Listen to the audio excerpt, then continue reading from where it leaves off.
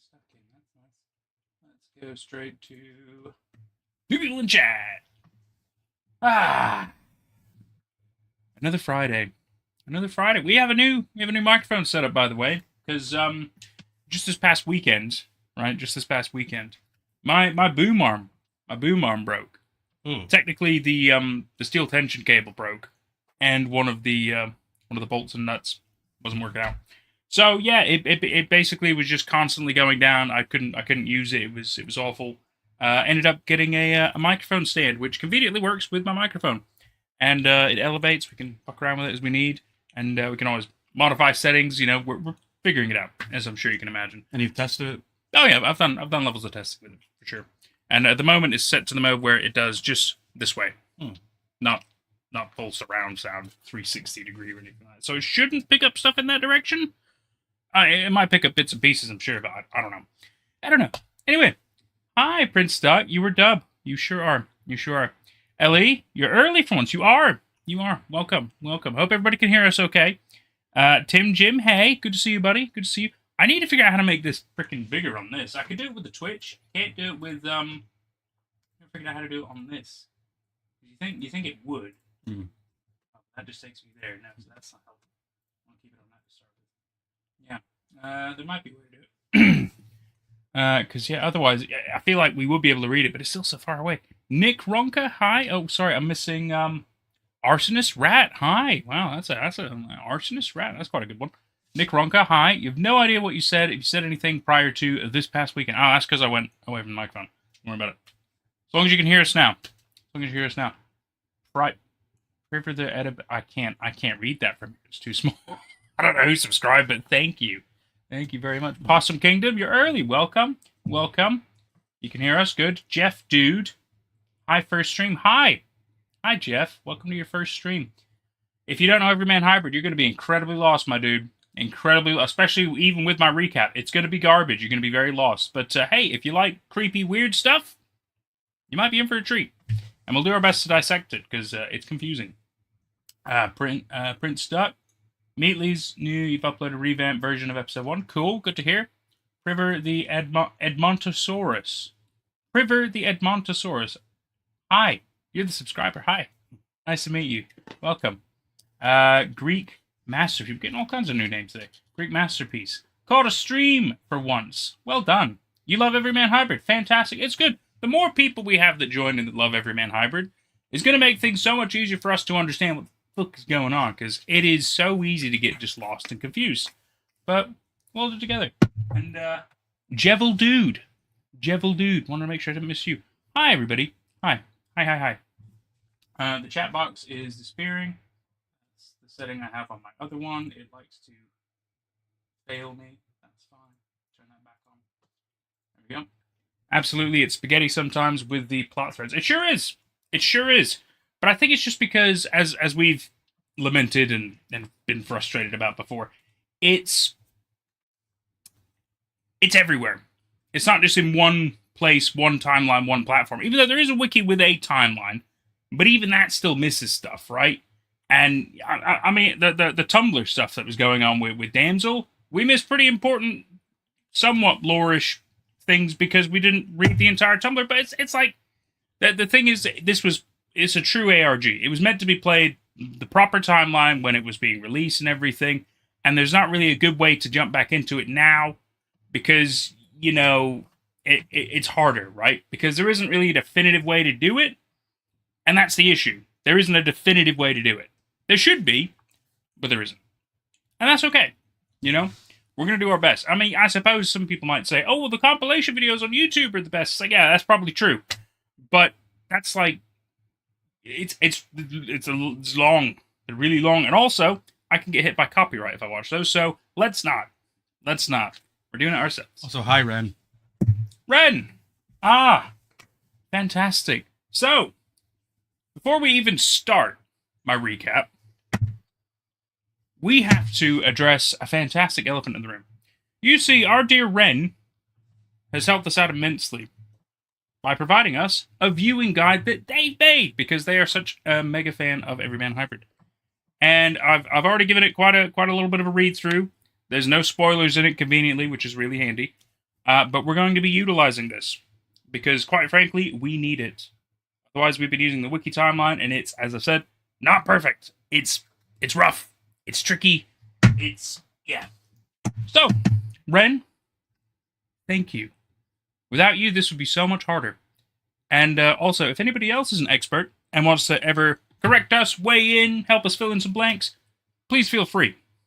Please feel free. Because we will be so confused, I'm sure. Oh, God. So. Big ups to Ren this week. So welcome, I hope it helps. Oh, I'm sure it will. I'm really sure it will. I mean, you provided links and everything. It's so freaking useful. All right, let's jump into a slight recap. So, overall, what is Everyman Hybrid? Started off as a fun homage to Thunderman. Fun little YouTube series of people making a fitness blog channel with Secret Slenderman. Haha, gotcha. Thing is, then it turned into, oh wow, not all of those Slenderman were them, were fake. Oh, there was an actual Slenderman as well. Oh no, shenanigans. Shaky head man. Real freaking weird, but whatever. Evan. I'm sorry, I suppose we should introduce cast. So you got Jeff, the cameraman. You have Evan, who is the food fitness man, and Vinny. Vinny's the host essentially, and yeah, they're the ones I really remember right off the bat that you kind of get introduced to everything. But blah blah blah, they did all that. Oh no, there's a real Slenderman. Oh no, shenanigans are going on. Jeff has a girlfriend, by the way, named Jessa. She goes missing quite early on into the story, and so it's no longer about fitness. It's now the plot is now where is Jessa gone? Jeff ends up disappearing for a bit of time because he's gone to go find her. The guys have no idea what's going on. They're obviously freaking out. Jeff decides to visit his abandoned elementary school where he almost died in it by fire, and everybody just left him there as a child. Really weird. And he has his weird little time there, finds some medical documentation, which leads him on another journey later on to find the wife of a Dr. Corenthal. To find Dr. Corenthal himself. She tells him, oh, Dr. Corthal's dead. Oh, crazy. Oh, people die. So anyway, he's asking about a guy named Habit, based on the files that he's got of Dr. Corenthal. And so that introduces us to this identity of Habit. We don't really know anything about Habit yet, but the name is at least brought up. Secret videos start happening on the YouTube channel. It might have happened earlier, I'm not sure. But secret videos happen on the YouTube channel that the actual guys, Vinny, Jeff, Evan, Jessa, whoever else, they have no idea that these videos exist. Right? So somebody is secretly going through their YouTube channel to communicate to the audience because they're trying to tease, they're trying to play games, they're trying to fuck around. And it turns out that I suppose it's not exactly confirmed yet. It probably is, I'm not entirely sure, that it is this so-called Habit who's been doing this. Because they're setting up a game. And the thing about Habit is they've also started doing weird ARG elements of including the audience. And there's also this girl named Damsel. She has a Tumblr, really messed up stuff there. Not incredibly relevant right away. She just kind of is Jess's friend and just has her spats with the guys every once in a while. We also find out that she was like haunted by Slenderman as a child and burned down her house. And oh no, she burned down her house after she found body bags, like little, like in the weird forest scene we saw before, in her house or whatever, and she cuddles the body bags. Can't forget that. She cuddles the body bags. And then later on burns down the house and leaves and stuff. So yeah, she obviously has issues. God, sorry. I'm just trying to fast recap. That's the thing. There's still so many other important things that kind of happen, but yet again, quote unquote, important, hard to say. Like Slenderman. Slenderman's here. Sometimes. Also, so later on, the guys all meet up again. They're all trying to work together to find Jessa. While also kind of trying to figure out this Corenthal situation. Yeah. I've already lost my train of thought. Basically, stuff happens. They do fan meetups. They do news streams and everything. Just kind of little fun shenanigans. They they end up with like really weird situations going on where they end up with this postcard, and this postcard says like "Land of Ash and Waste," got a weird picture on it and stuff, and they believe that Jessa might be there, right? They believe maybe this was like a ransom type situation. So, doing some sleuthing with the power of YouTube comments and everything like that, they end up going to a couple places, including a place in like Brooklyn or New York or something like that, where they encounter Slender Man. A fight ensues between Evan and him, very briefly. You don't really see it. You just see Evan is injured at the end of it. Yeah, that pretty much is what happens there. They go to a place later on called Centralia, is what they call it, but it's basically a road which is a bit fucked up with graffiti on it. Jeff has a bit of a mental break and decides to run. Turns out he found a necklace that belonged to Jessa in this place. So that is the Land of Ash and Waste. Is this really fucking strange road. Which some people say alludes to Silent Hill in a cute way, and I'm like, does it? I don't see that, but whatever. So yeah. Basically, they keep trying to do all this stuff. They end up going to an abandoned high school. I think before Centralia. I don't entirely remember the timeline of events. I'm doing my best to recap, but yet again, I'm trying to give you the quick highlights. They end up going to this abandoned high school where I think there was a reason it was like an address, or maybe where Dr. Cornthal worked at one point or something like that. But basically, yet another place that caught on fire and burned down. Funnily enough, that happens a lot in this series. And they go there, they find a body. Oh my god, somebody died. They don't confirm she's dead, by the way. They just kind of, say she's dead. And then they catch a glimpse of the rake, of all things. And then they call the cops. Cops show up. Body's gone. It's the end of that plot line, I suppose. Anyway, so shenanigans are going on. Secret videos every once in a while. Habit is throwing the viewers coordinates to find these geocaches, basically, with secret tie-in and information, including Cornthal letters about the series, but yet again, the guys aren't aware of any of this. They don't really piece all that together because I guess they don't read coordinates. And so we're going to kind of go over some of the letters that we've seen pictures of the letters, but we haven't been able... Well, we've read one of them, but we haven't read the other two. So we're going to read the first two, kind of catch us up on the letters that we should be aware of at this point in the storyline. And then we'll kind of catch us up to the fact that one of their friends dies, Ryan, right? We never met Ryan. Don't know Ryan. But we're going to start from where Ryan dies. Yeah. Because that is where things kind of start beginning to really escalate with Habit. And if you're already incredibly confused by my quick highlight recap storyline, trust me, we are too. Trust me, we are too. But we're still excited to see if this goes somewhere that is actually quite exciting and really interesting. Because we're going to enter something that could be really fun. The 7 Trials of Habit. I don't know. How are you feeling? Your thoughts? I'm okay. Let me try a super quick recap. Oh, even faster. Of your, yeah. Oh, of my recap. Okay. Well, sort of. What's important to know, at least this, I don't speak with any expertise here. I'm blind to this. We are certainly blind. But what helps me to keep track of things is just remember the characters. There's so there's like 3 or 4 of the main guys. Of the main guys, and also a side Tumblr lady. Damsel is what we call her. I'll give the names in a moment, but and they all have a corresponding menace, a corresponding horror, a corresponding monster, basically. I don't want to just call them monsters, because that just sounds stupid. I mean, that's just rude. We don't know they're monsters, Yeah, they could be really good guys. They could be. The rake donates to charity on his spare time. Yeah, but who knows, right? So pick some garbage in the woods and stuff. Don't remember what Vinny has. Is Vinny a Slender Man? The problem is, I don't think we've been able to confirm through the series who is connected to what. Okay, well, I'm pretty sure that Evan is Habit. Like, Evan connected to this monster named Habit. I mean, that I feel is quite true. Yeah, very obvious. And Alex, Jeff's brother Alex, is connected to the rake. Now, that's where it gets weird. Because the rake is hiding in his closet. Yes, but he's not meant to be connected to Alex. Because Alex is not part of the original, 4 that the entities or creatures or monsters or whatever are attached to. He's the brother of one of them.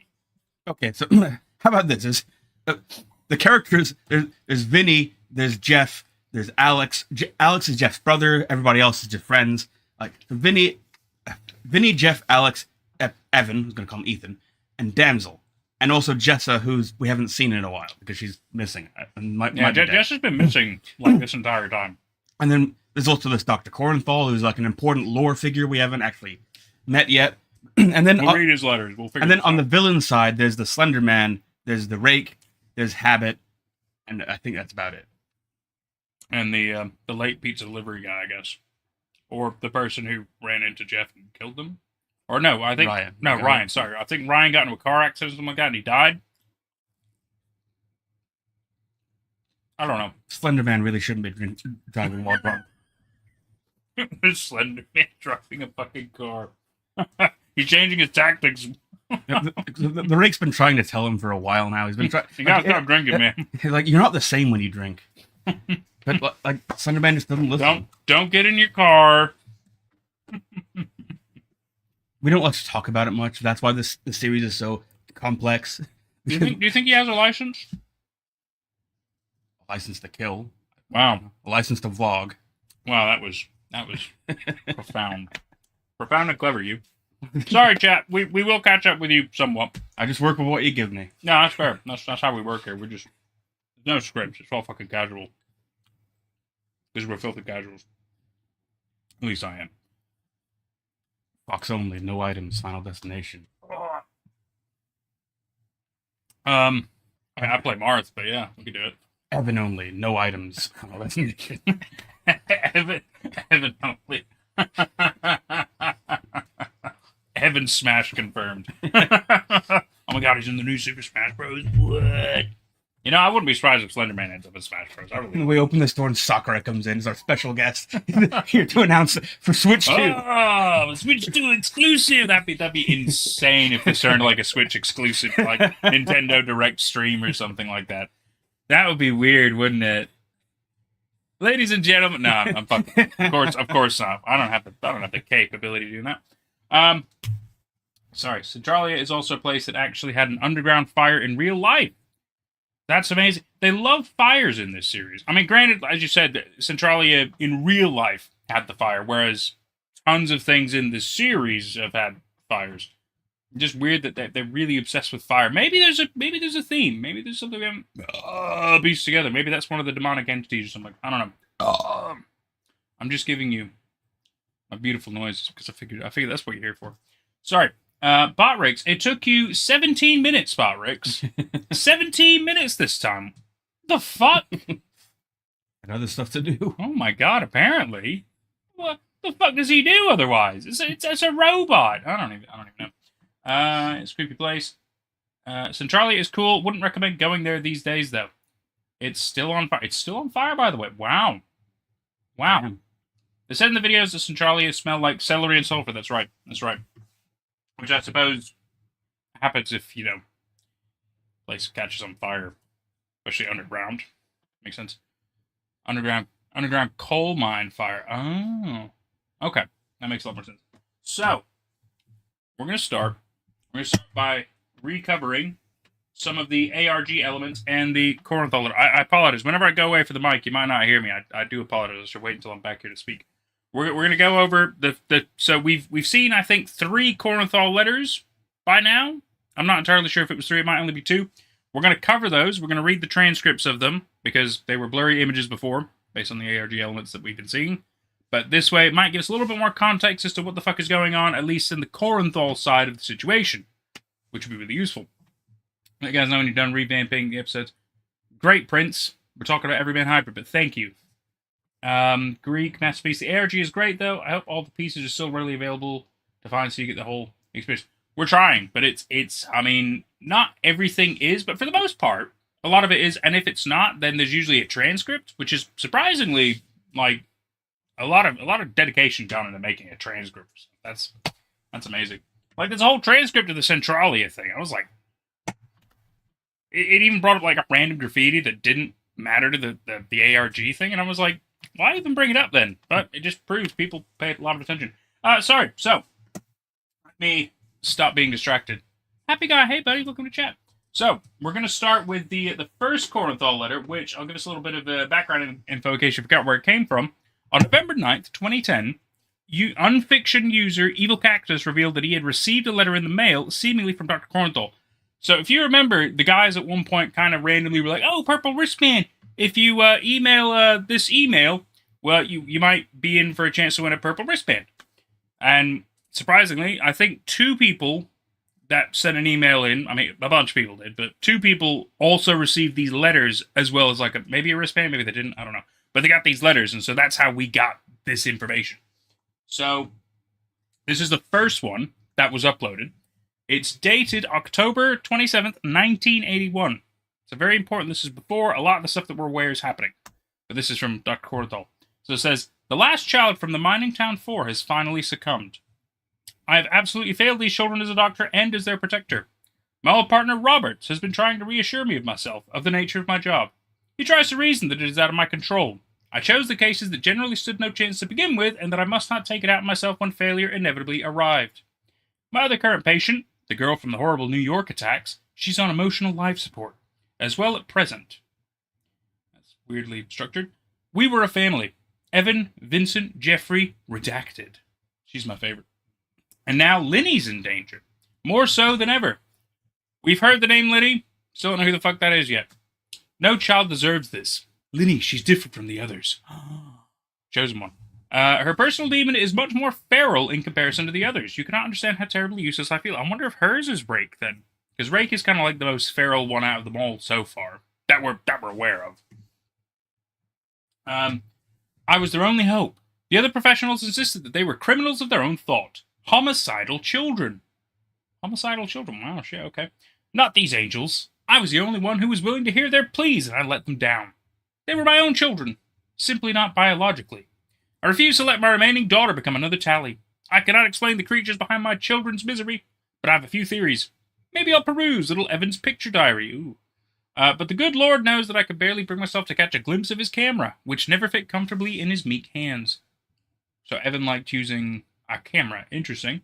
I'm going to take Linny east. We cannot stay in Ohio any longer. Ohio is for lovers, by the way. We'll find others. Others who know. She'll live.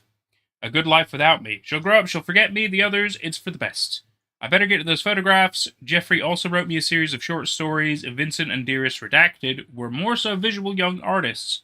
I'm guessing Redacted is Damsel. That's my assumption here. Okay, so Dr. Corthal wrote this back in October 27, 1980. What was it, 1981? Okay, like I can get into this plot, like, especially now I'm sober right now. I'm reading this. This makes I don't know. I can get behind this because it's casting doubt on the protagonist, and it's kind of hinting that they might become homicidal as we go along, and like, or at least this will give context to if they did become homicidal, and it would certainly give us some dread, like wondering, like, are they gonna be homicidal? Are they gonna, like, are they actually bad people? This is gonna raise questions about that. And okay. Quite right. Have we seen this one? Christmas letter. Have we hit this in the time? I don't remember Christmas letter. Okay, because that's December. Hang on. December 2010. We haven't hit December. No, okay. So that's the only one that we're aware of that we can find so far. So I suppose that's the second letter, but we haven't hit that point yet. Scroll back, garbage. So we're going to start. Yet again. So there were the ARG elements of secret coordinates were put in various videos and the Tumblr posts and stuff like that. People put together the coordinates. They found these boxes, and in one case it was a bag which had a variety of information, little cute notes, and teases of like the Everyman Hybrid series and stuff like that. I don't believe there was anything super crazy in the. I mean, I'm sure somebody will correct me. Absolutely. In some cases, yet again, it's like photos from the series, or little snippets of notes and stuff like that. Or yet again, it might also say some writing on it, boarding pass, where, like just really random shit. Little thing that says habits, stuff like that. That one's got a bird on it, so some of it just feels really random, right?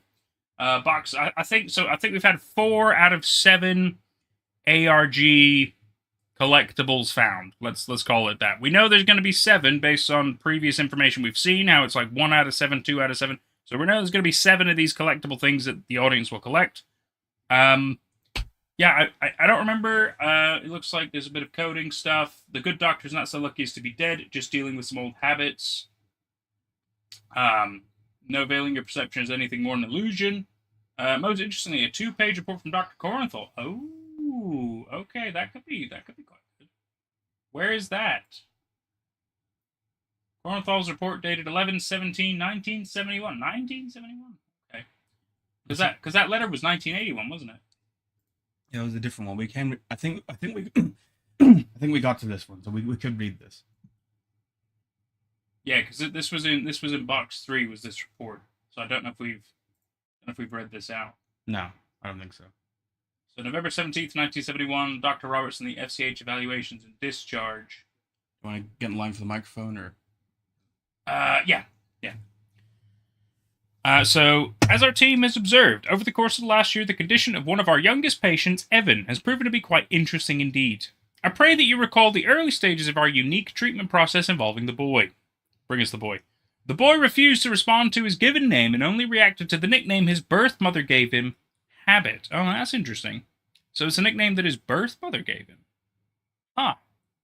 Though I've tried on many occasions, the actual source of his name is a story impossible to extract. The boy merely smiles and continues his activities whenever these queries arise. Okay, it's close to me. That works a little bit better. There we go. I commend your creativity regarding the suggestion for the boy to keep a picture diary. Okay, so yeah, this is definitely before the other one we read. So this is maybe when he kind of starts doing that. When it became known that a written journal was impossible, so he takes pictures instead. Okay. Due to standing orders of keeping any and every pointed writing implement away from his possession, probably because he's a homicidal child. Okay. Evan graciously accepted the Polaroid camera, and our staff and the patient's family. Well, that makes sense as to why there's a bunch of weird Polaroid picture things that pop up. Okay, that's an interesting tie-in. Evan graciously accepted the Polaroid camera, and our staff and the patient's family were more than ecstatic to find a happy medium in the treatment spectrum. How can anyone forget the first 2 weeks of his stay when Nurse, redacted, brought his lunch into his room and proceeded to be redacted a good 3 dozen times, I'm guessing stabbed, until a security officer happened to walk past, noticing the young boy kneeling over the body of the new nurse, laughing and in a dazed state, covered in the gore bits of redacted. In all my years of practice, I've never seen a utensil buried so deep into a human body. Why would he write that in a letter to somebody who already knew about that event? It's like if after 9/11, you're like, hey, who can forget on September 11th? Like we know, the person you're writing to knows. It's not like everybody lives under a rock and certain things. And yeah, like you said, this is because this is like a discharge letter thing, isn't it? I suppose, unless Dr. Roberts and the FCH evaluation discharge don't know, but then... But it says, who can forget? Like, that's how how can anyone forget the first 2 weeks of his stay? So I guess, yeah, that's a fair point. But, well, like, that's just a minor writing nitpick. Yeah. Pet peeve, really. That's okay. As troubling as that was, the staff observed a stark improvement over the next 4 months, culminating in the suggestion of his release with medical probation. I think that's stupid. I think that's really, really stupid. So, we're assuming a young child at this point in the 1970s, murders a nurse with a writing utensil. And instead of them being like, yeah, we probably need to make sure he never gets out, within a number of months, they're like, you know what? He's improved. We can let this homicidal child out. Within a couple of months. Yeah, they could have What the fuck are you doing? Could have waited a bit longer. Well, yeah, and maybe, I don't know, don't let him out. Maybe, I don't know, potentially try him for murder. It's not like he didn't fucking do it. You saw him doing it. I don't... I guess like there might be like a medical consideration. He's a child who's probably got some mental thing going on. Yeah, but if you knew somebody murdered somebody else, even if they were having an episode or something, you wouldn't probably be like, within a year, we're going to get you back in society. Well, yeah. You probably wouldn't do that. I'm just saying, like, they wouldn't necessarily try him for murder. Well, no, but they would probably have some kind of a psych equivalent. Sorry, that's the word I'm looking for. Like a tribunal. Yeah, a tribunal, or maybe they just are like, maybe we'll keep you in this psych ward for longer because you killed somebody. I mean, yeah, if he just stabbed her once or twice and they stopped him, that's one thing. She's dead. And he was laughing and stabbing with a fucking pencil. You can't be like, that person's rehabilitated in a few months. Ren does bring up, like, in the immediate, like, next sentence that we haven't read, Dr. Cornthal is saying, like, don't let him out. He's saying, like, I don't agree with your decision. Well, Dr. Cornthal is quite smart. I'm just frustrated at the situation, not necessarily so much the story. I think it's very believable. But, very good point, Ren. Very good point. Dr. Corenthal is a smart man and is like, yeah, no, don't let him out. And they're like, nah, he's fine. He's fine. Let him out. Fine. Don't even worry about it. We can't afford it. Yeah, so basically this is about how people are releasing Evan, even though Dr. Cornthal's like, fuck no. But clearly that didn't work out, did it? On a personal note, Dr. Roberts, I've become slightly conscious of my own mental and medical necessities. Sleep is becoming quite the delicacy in my life, and when I can find that unadulterated blink, all I hear is the same damned repeating verse. Rabbit or habit. Interesting. But we're pretty sure that rabbits are the people that Habit, like, has plays games and stuff. Yeah. I've got to bring up the final sentence of the second to last paragraph, because I hate that sentence deeply. But and I would rather just ignore it and pretend it doesn't happen, but I know that this is the kind of story where any detail is going to be important. So surely you remember the warren of rabbits found in the community yard that Evan had apparently used to recreate the scene of Christ's crucifixion. I cannot forget. Jesus Christ, like edgelord, like it's not scary. It's just edgelord. It's cringe. It's like, dude, we were all 15 once. Well, we didn't do that, but we knew. Yeah, no, we knew people who did that kind of thing. Yeah, actually, that's kind of true. Maybe not a crucifixion, but yeah, no, I knew some people who were mean to animals, and I very quickly became not their friend, because it's like, what the fuck are you doing? Yeah, so I appreciate that at least Dr. Corenthal is like, hey, don't let this guy out. These are plenty of good reasons why. That's actually really great. I love that. It is funny to hear that, like, my innate dislike of Evan is like justified by the narrative. Even Dr. Corenthal was like, this guy fucking sucks. And then so this was the fourth out of 7 collectibles. I'm going to keep calling it collectibles. That was found in the ARG element, and it was the bag. And I remember there were a couple little videos about the bag. It was most recent we saw. The coordinates found on the back of the business card found by Alex Sherk. Business cards on a plane. They did like a lot of stuff with this, if I remember. So it looks like there was a 32-ounce bottle of Powerade Mountain Berry Blast. I remember. Oh that. yeah. I love blue Powerade. Yeah, a red stained yellow envelope addressed to Linny with the phrase "Find them Everyman Hybrid" on the reverse side. The envelope contained a letter to Linny on yellow paper and further papers from Dr. Corenthal, slightly water damaged. So that's the Corenthal report. Letter to Linny, which just says, Linny, I hope this letter reaches you before you reach that group. Someone sent me this letter. This worries me. Please contact me before you talk to them. The letter's attached. William. What the fuck is this? Introducing all these new people, and we still don't know. Who's Ryan? Ryan died. I want to know more about Ryan. So this was the in the bag. This extra Corenthal second report. It says May 11th, 1971. So, okay, so we're still in the 70s. Which yet again he's sending it to Dr. Roberts and the evaluations of discharge people. Plan of admission of patient redacted Vincent. Interesting. Okay, so this is he also doesn't want Vincent to go. Roberts, I'm sure you're well aware of the current controversy that has come over our nursing staff. Of course, I'm speaking of the conflicting accommodations regarding the 2 children, Vincent and Evan, from the mining town. Okay, so they are the mining town 4 because they're from a mining town. Glad we figured that one out. Due to the departure of Dr. Stevens, I'm urging you to reconsider the admission of the boy, Vincent. As you know, Stevens was a part of the post-traumatic sexual deviation concentration. Oh, okay. What? Post-traumatic and sexual deviation concentration, and we're now lacking in such fields. I'll provide a brief reproduction of his admission transcript. No, sir, the Reverend was a very nice man. What's that? Oh, no. He never struck me or any of the others. He was very kind and would always share his stories and jokes with us, me in particular. I'm really concerned where this is going to go. He had this very small doggy, Badger. That's a weird name for a dog. And he used to show us pictures after the Sunday services. Badger. I love puppies, you know, Doctor. Well, Reverend Green knew this, and can you believe that he wanted us... And can you believe that he wanted us to me and Badger? Oh, maybe us to meet Maybe. Badger? I was so happy. Reverend Green told my parents, and of course they said it was okay. I first met Badger on Sunday afternoon. He was really, really cute, but he had this terrible-looking scar over one of his puppy eyes. Aww. Little cuts were all over his paws. Aww. When I told the Reverend, he said not to worry, he'll take Badger to the vet. We watched the puppy scurry around the small patio and yard for a while the Reverend told me that he had a great game we could play. Oh, God. You know I love games, Doctor, so of course I was excited. He asked me if I had ever played Pirates. I was so happy I began telling him stories about me and Captain Habit. Captain Habit. He lit a small candle and told us that we were going to explore a hidden cove. Candle Cove. Oh, shit. Yeah.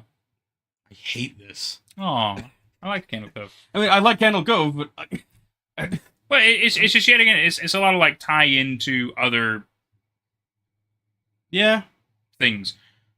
Completely creepypastas, I suppose. yeah.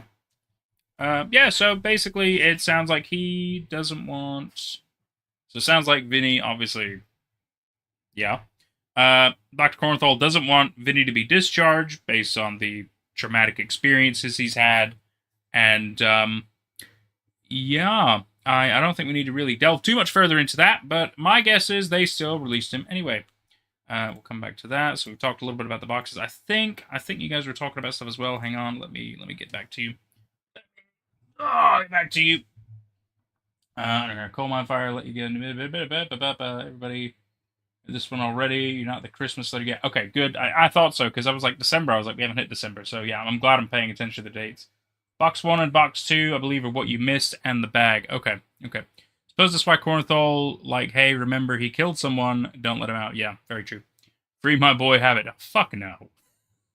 Yeah, there's a hunk going on in the story that comes off kind of cringe like that, but that's just my opinion. That's an opinion. Fair.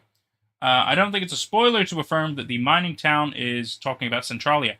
Because yeah, we only really saw the road, so I guess that kind of makes more sense to why Centralia would be more important to them. Because otherwise, it's just kind of a random fucking place. But that makes a bit more sense. In which case, Land of Ash and Waste is a place where there was a fire and everything like that. And yet again, if it was also the mining town where they originally came from, that also leads to credence to why it's so important. That makes sense in my head. I don't feel like that's really a spoiler. I feel like there should be enough context clues to establish that that's what's going on. Yeah, we appreciate it. Yeah, that's really good for the clarification. That's really good, like that. It doesn't tie into Candle Cove. They were just making a reference. Yeah, that's okay. Okay, yeah, that's. But if it does show up, like I still think it's stupid, but I just want to give like clarity, particularly for those who weren't here for the previous streams. Or I give this clarity a lot, but back around the time that Everyman Hybrid was going on, I was a part of a similar kind of writing community where we were based in the Slender Man, but we introduced other monsters. But so I'm acutely aware of and like sensitive to the Cringe Fest. Yeah, I guess, but what it's like to have to write an internet horror kind of thing like this, and we've I've got a lot of opinions on the right and the wrong way to do it, or not necessarily the right and wrong. You can make anything work, but it depends on how you do it. But execution is important. Well, so I have a very specific perspective on this. I'm coming at this as a craftsman rather than necessarily as an audience member. Although I am also an audience member. A Coca-Cola craftsman. Yeah. He doesn't work for them. Anyway, so all that information, very useful, very helpful. To kind of tie us back into where we are currently, we are going to go back a video or two, just to kind of help kind of kick us back into gear as well. Basically, they had a little fan meetup. We're going to skip those videos because not super important. What is important is at the end of the fan meetup, they were the guys and some girl, I forget, were leaving in their car. Vinny gets a phone call, if I remember correctly, and he finds out that their buddy Ryan has gotten into a car accident, which then leads us into this Ryan and the 7 Trials of Habit video. Now we're all caught up. Yeah. Let's get back to this. Let's do it. Let us know if we need to adjust any volumes or anything. And slow down, man. Check this out. Hang on a minute. I think it is just being this quiet, but it might be. I just wanted to make sure because I was about to say I've definitely switched it to that. With the headlights on it. So you want to crawl up it? It's fucking deer, dude. You see it? Yeah. It's just super cut quiet. Its belly open. maybe is your speaker on? Yeah, speaker should be on. Yeah. Oh, dude, Speaker's not on. Speaker's not on. Good catch. Good catch. Fuck. That was because I unplugged this, isn't it? Oh no, shit.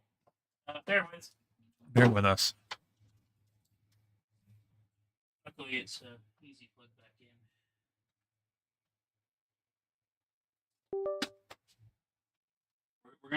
We're gonna restart the video because we didn't have audio. Wait, we didn't, not you guys. and slow down, man. Check this out. That's better. Bambi's mom quite right. Lights on it. You wanna curl up or it's a fucking deer, dude. You see it? Yeah. Someone cut its belly open. Cut its belly open the wrong way. Oh, dude, it's fucked up. If you cut it the wrong way, Ryan then the sights guts sometimes come out differently, or they can be cut open. It's like being cut up open at all is the wrong way. You don't want to be cut open. Well, yeah, but It's just typical hunting and trapping.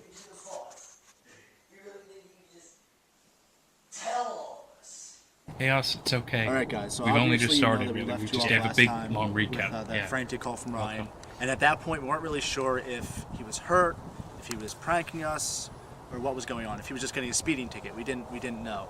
But we later found out that some shit went down, and Jeff knows better than I do, so he can take it from here.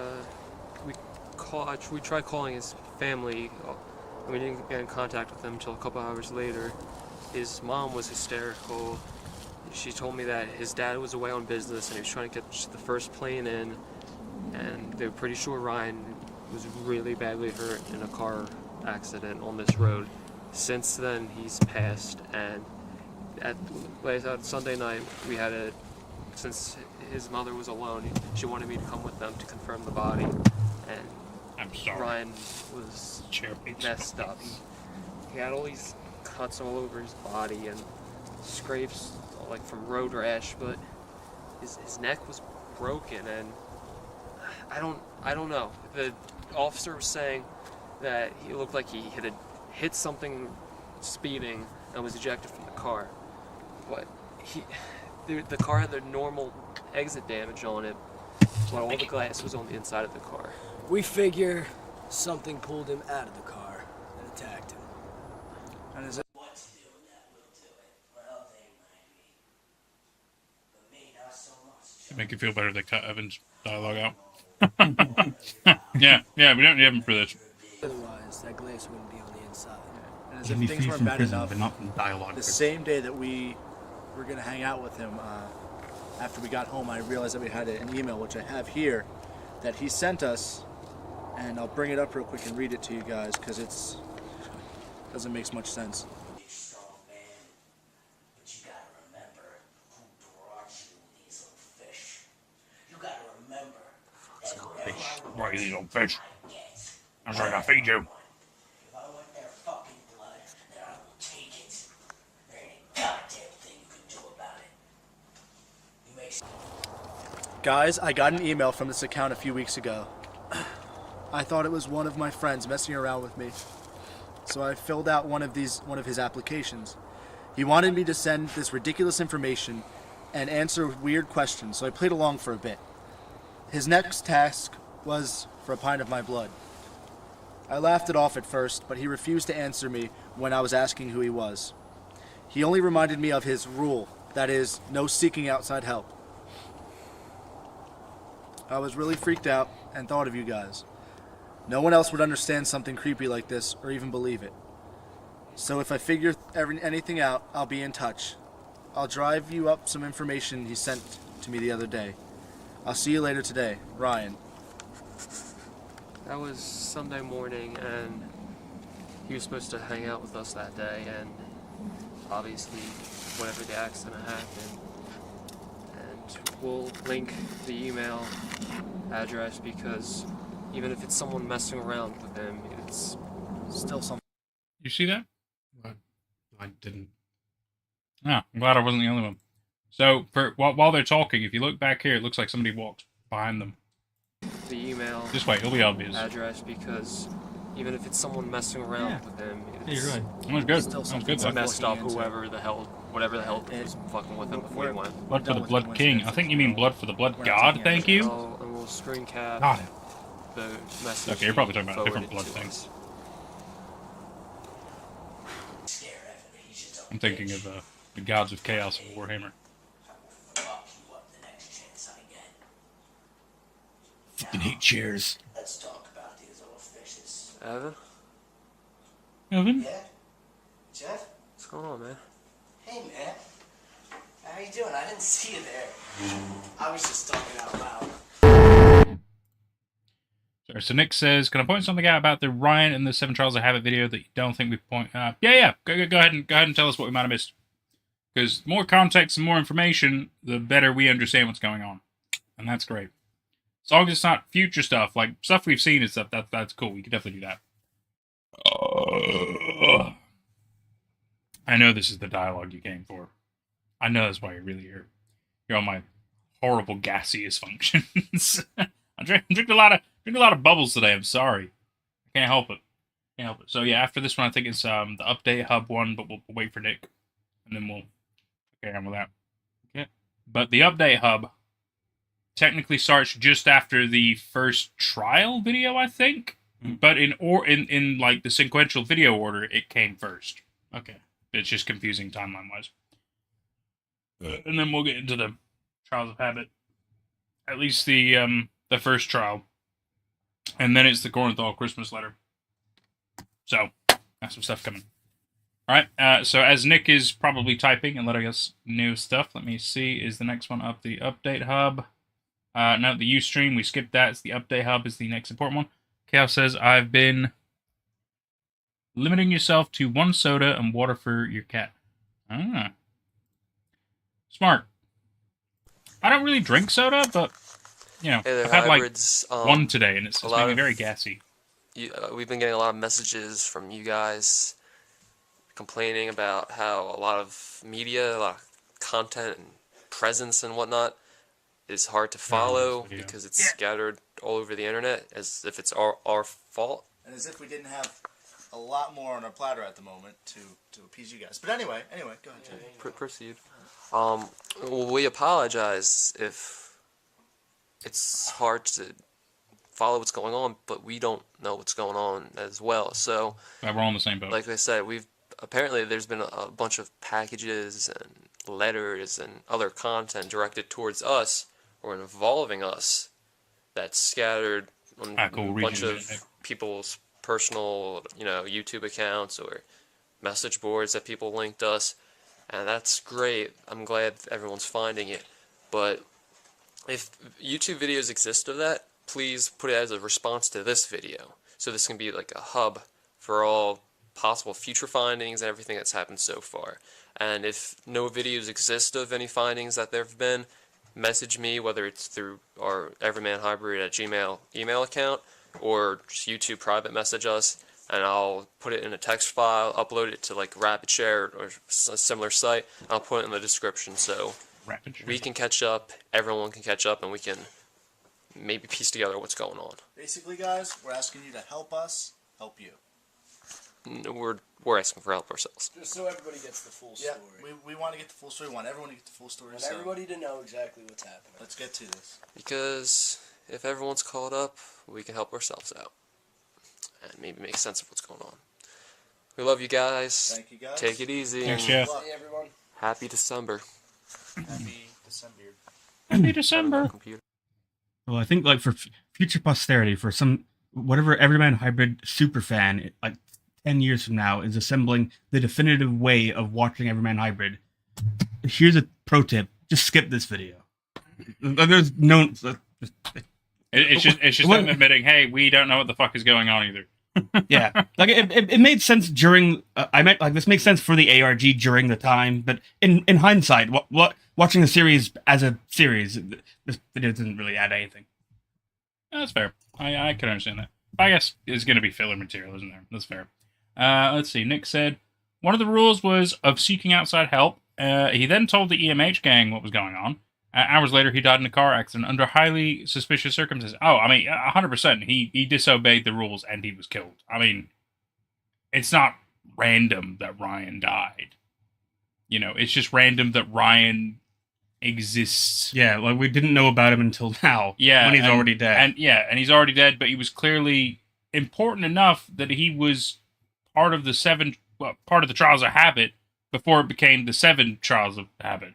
Or maybe all the trials are 7 trials. I don't know. But either way, he was one of the earlier people before the 7 trials happened. Disobeyed the rules, got killed. I mean, yeah, we pieced that together quite well. But you're quite right. It is suspicious. But you telling me there was a dude walking behind them, though?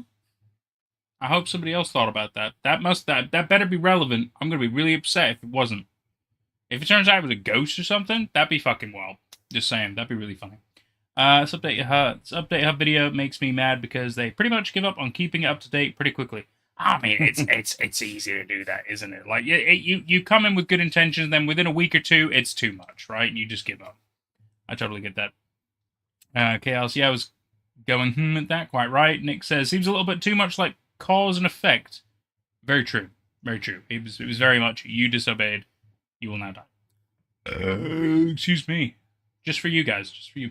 Happy Guy says, we all get carried away sometimes. Ren, there's a reason I went ahead straight into where y'all left off last time. Yeah, exactly. I just wanted to kind of help remind us that the trials are going to kind of start happening now, and these guys are, I think, signing up. They're gonna participate, is my understanding. It hasn't exactly been said, but I think it's been hinted at that they're going to look into this.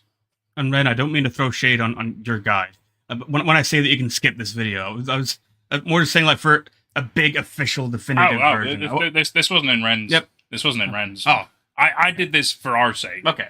But very true. I thought maybe there's something in here, but no, there's nothing. Which is not Ren's fault. This is us. This is me. I'll take it. This is me. We love your guide, Ren. It's great so far. We're now going to start getting into it. Sorry. Leafy Potato. Hi, buddy. The only new info in this video is that Evan now has a computer. Oh God. You know what? That's true. We did learn that Evan has a computer, even though we've seen him use a computer before. He had to read Tumblr. Yeah. But that might not have been his computer. So that's a fair point. Now Evan, we know for sure, has his own computer. And we know they read The Walking Dead. That's on screen right now. But Fucking you guys nerds. can't see it. Fucking nerds. Yeah, we'll go back to it so you guys can see. There we go. Fucking nerds. I actually have the entire Walking Dead comic. It's pretty good. Ren says, and I do intend on expanding upon my guide to include the whole series. That'd be crazy, Ren. If anything, we can help push that out. That'd be fantastic. Chaos says, the soda thing, say 20 plus years is a bit more than sometimes. Soda's very cheap around where you live and very normal. I've also heard of one called The Circle, but that might be a show. I don't remember entirely. But I think I've heard of Circle. I don't know if I remember it though. Nerds, thank you, Ellie. That's what I thought too. And then Happy Guy says, some days I can actually down 1.5 to 2 liters in one day. It's very doable. All right, let's see. So now we're beginning the 7 Trials of Habit. Trial 1, Part 2 of 2. What? That doesn't make sense. Where is Part 1? Why is that Part 2? Oh, does Ren's guide have anything on this? I'll have a look, yeah. Yes, I think Ren's guide does. Let me see. Trial 1, Part 1. Oh, it's text and stuff. So maybe the video's been taken down. Okay. Or there is no video for Part 1, but the video's only Part 2. Emails. So Trial 1, Part 1 were emails that were sent to the Rabbits, which are the people who have all joined up to do the 7 Trials of Habit, which I think there's like 300, including the EMH guys, just to let you know. Let's see. So Trial 1, Part 1. Through email and Twitter on November 29th, Part 1 of the first trial was announced. Send me a list of your 5 most beloved possessions, preferably those which can fit inside a brown paper bag. Wish you were here. Kiss, kiss, hug, hug. Shit myself. That was me. I added that. The email sent to the Rabbits at 11:03 Eastern Time on November 29th were worded slightly differently and read as follows. You made the cut. There are many who envy this invitation. If I am successful... Sorry, I'm being Palpatine for some reason at the moment. It will be you who desires exclusion. All the better. Let's get started. Execute order. Fuck yourself. Shall we? Baby steps, people. Baby steps. Right, I'm fucking it. Trial 1, Part 1. Provide to me a list of your 5 most beloved possessions, preferably sized to fit inside a brown paper bag. You have 24 hours. Wish you were here. Kiss, kiss, hug, hug. Submit your response as a reply to your original message. For so help me if you clog my inbox. Bastards. Let's see. He tweeted 3 times over the next 24 hours. Blah, blah, blah, blah, blah. Basically warning them, you gotta do the task. Don't not do the task. I'm gonna kill you. Didn't actually kill anybody that we're aware of, but who knows? Maybe he did. And then we go into, I guess, this video. Yeah. Trial 1, Part 2 of 2, it says. So we're gonna see what happens. Oh, this is from Rabbit number 231. Okay. That's cool. So we get to see somebody who participated. What's going? Why are they doing this? What's going on here? They've got surprisingly good cinematography. better than the cinematography for the whole show so far. Yeah, are we? We must be missing something here. Maybe we go back to the text to maybe at least understand what's going on. Here we go. Trial 1 Part 2. At 10:55 on December 1st, Habit posted Trial 1 Part 2 through both email and Twitter. Consider this a mulligan, not from the rain, but from stupidity. Wow, that's... Okay. See what I fucking did there. This reads like Harkett from Homestuck, or Caliborn from Homestuck. A little bit. If you muffed up Part 1 of Trial 1, consider it forgiven. I realize you may have lives that is unfortunate. And will change. And will change, yeah. I was just like, I realize you have lives, and that is unfortunate. Like, I'm sorry we have lives. Regardless, here's Part 2 of Trial 1. From your previously established list of 5 cherished items, choose one. Film yourself placing it in a bag and burying it. In a field or in the woods. Mark the grave, make it snappy rabbits, perhaps a piece of wood. Remind them, Habit made me do it. Leave your loved one behind. Upload the video to YouTube with the following title, The 7 Trials of Habit, Trial 1 Part 2 of 2. Rabbit numbered, that's why it's labeled like that, that's cool. You may choose for it to be public or unlisted. Send me a link to the final video and a new email message with your number and the subject. You have until this Monday at 11 p.m. Late entries will not be forgiven this time.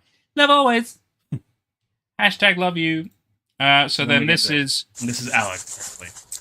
Oh, okay. So this is Alex. Oh, of course. Because it's on his channel, isn't it? Wicked Sticky Alex. Yeah. Right. So this is him burying his one cherished item. Okay. Got it. Except the dog is... Oh, I guess maybe the dog is digging the hole for him. Yeah.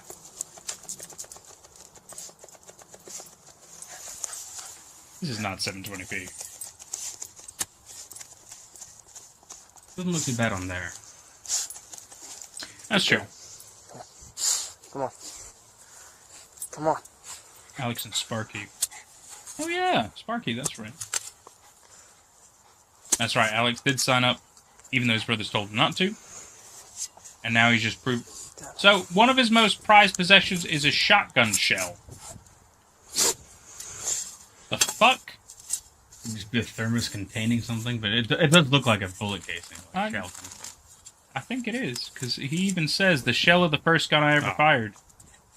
Okay, well, so it has a little bit of value. That's fair. Yeah, that's fair. Okay. That's him doing that. Is he gonna put the wooden grave thing? Because he was supposed to do that as well. I guess maybe do it.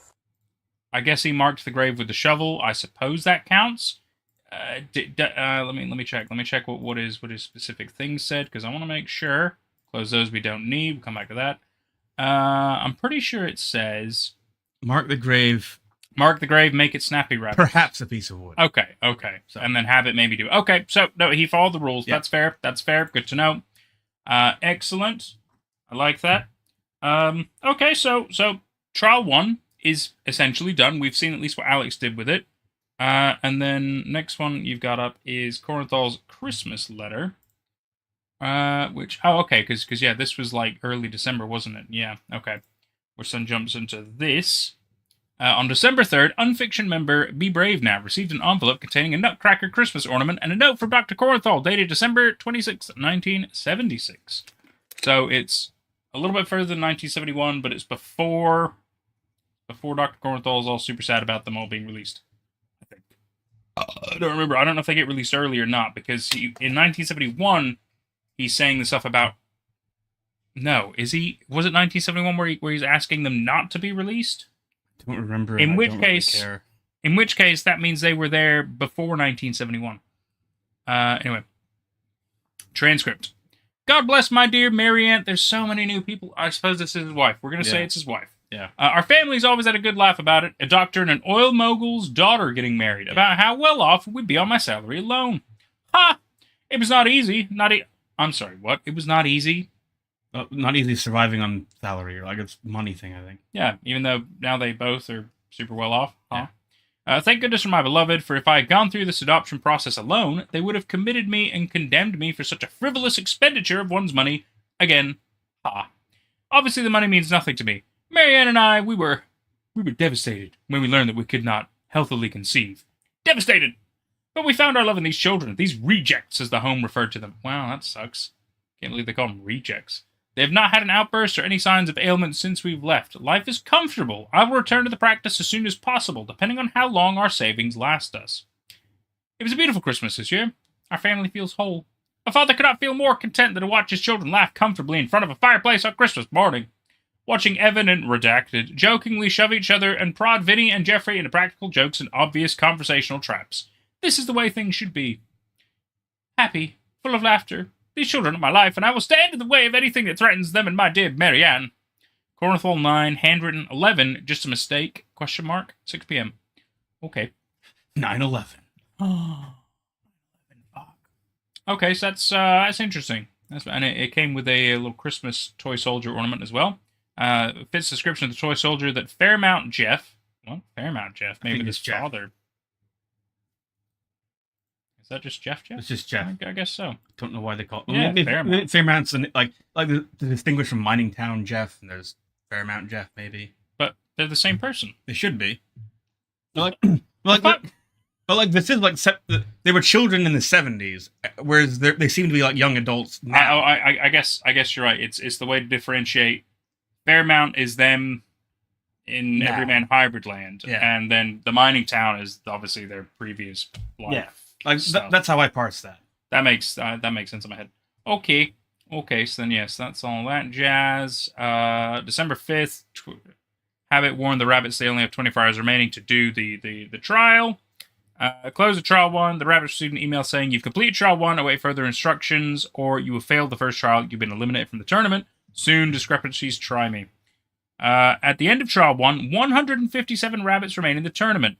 54 Angoras, 56 English lops, and 47 Netherland dwarves. How many was it to start with? I think 200, wasn't it? Yeah, it was like 201 or something like that. Yeah. So already like a good 50 got knocked down. That's quite something.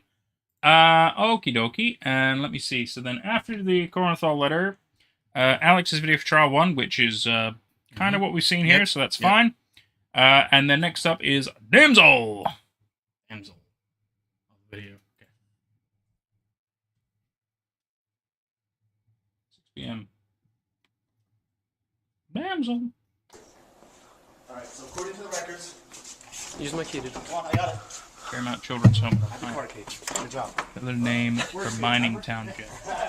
According So to they the are records, indeed she's just in the room 141, I believe. And we should be coming up on 140. We are. And so what I'll do is I'll go get her. She's down this hallway. You guys keep walking. Jeff, do you want some hose? Oh, I got plenty of hose. take this. Alright. Why do I have the... I'm not a good cameraman. Hi, Jeff. Okay, so... In a hospital. Vinny! Vinny! Oh, whoa, hold on, Jeff. Jeff went into another room. Oh, shit. Hey, listen. They're literally This is a big breaking misunderstanding. James out of the We were in here because... Whoa, holy hospital she was shit. at. Oh, good boy, Jeff. Good man. Oh, fuck. He's coming. I hope the next video is them in jail.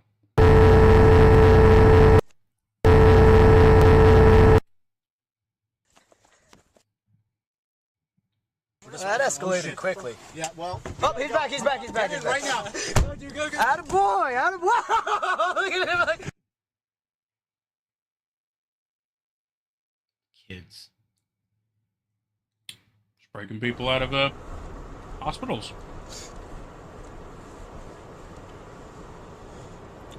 What the fuck is going on?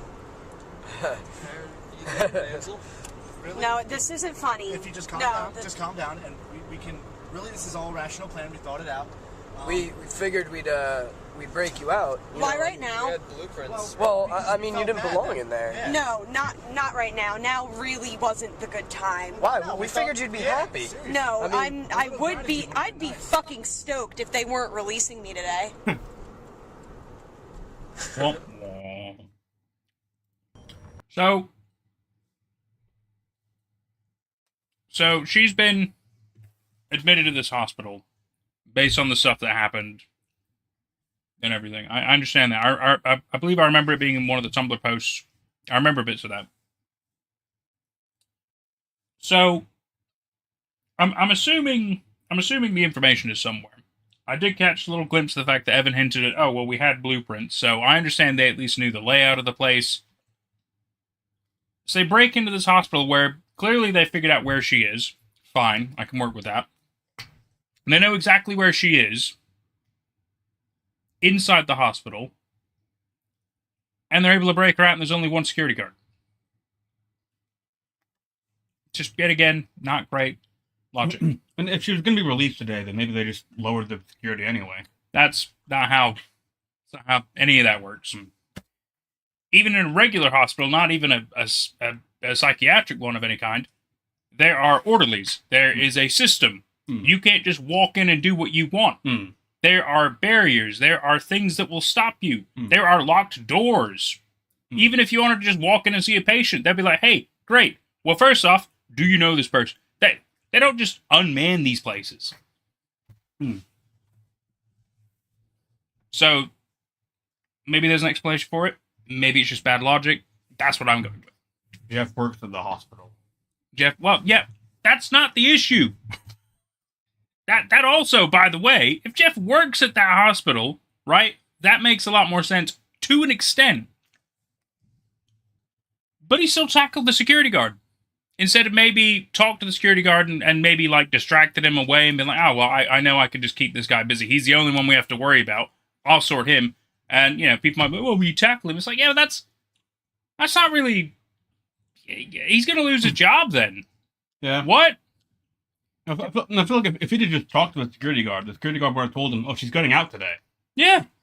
If anything, if Jeff works there, he would know this information. The logic, no matter how you define it, of that situation was bad. That is all I'm saying. That's all I'm saying. Because if he knew that she was there, then he would have to also know a bit about her record. Yeah, even if he's just a janitor, he'd probably hear certain things. He was the one who clearly would have known based on the blueprints and the information working there where she was exactly. Because otherwise, it would have taken them ages to find her, and they would have definitely not found her. It great. Sorry, that's just me. I've been in many a hospital, and I've worked in a number of hospitals. I know how this shit works. Ain't that... If it was an abandoned hospital, that's one thing. That place, it had a fucking security guard. You can't say... And you got somebody in chat who recognized, they're saying the light blue avatar. Mr. Faye, buddy, good to see you. Yeah, it's been a minute. You got out of surgery today, and so I was live. Yeah, we're live on Fridays, typically. Just for a good little fun time. Trying to catch up on Everyman Hybrid, figure out what this shenanigans are all about.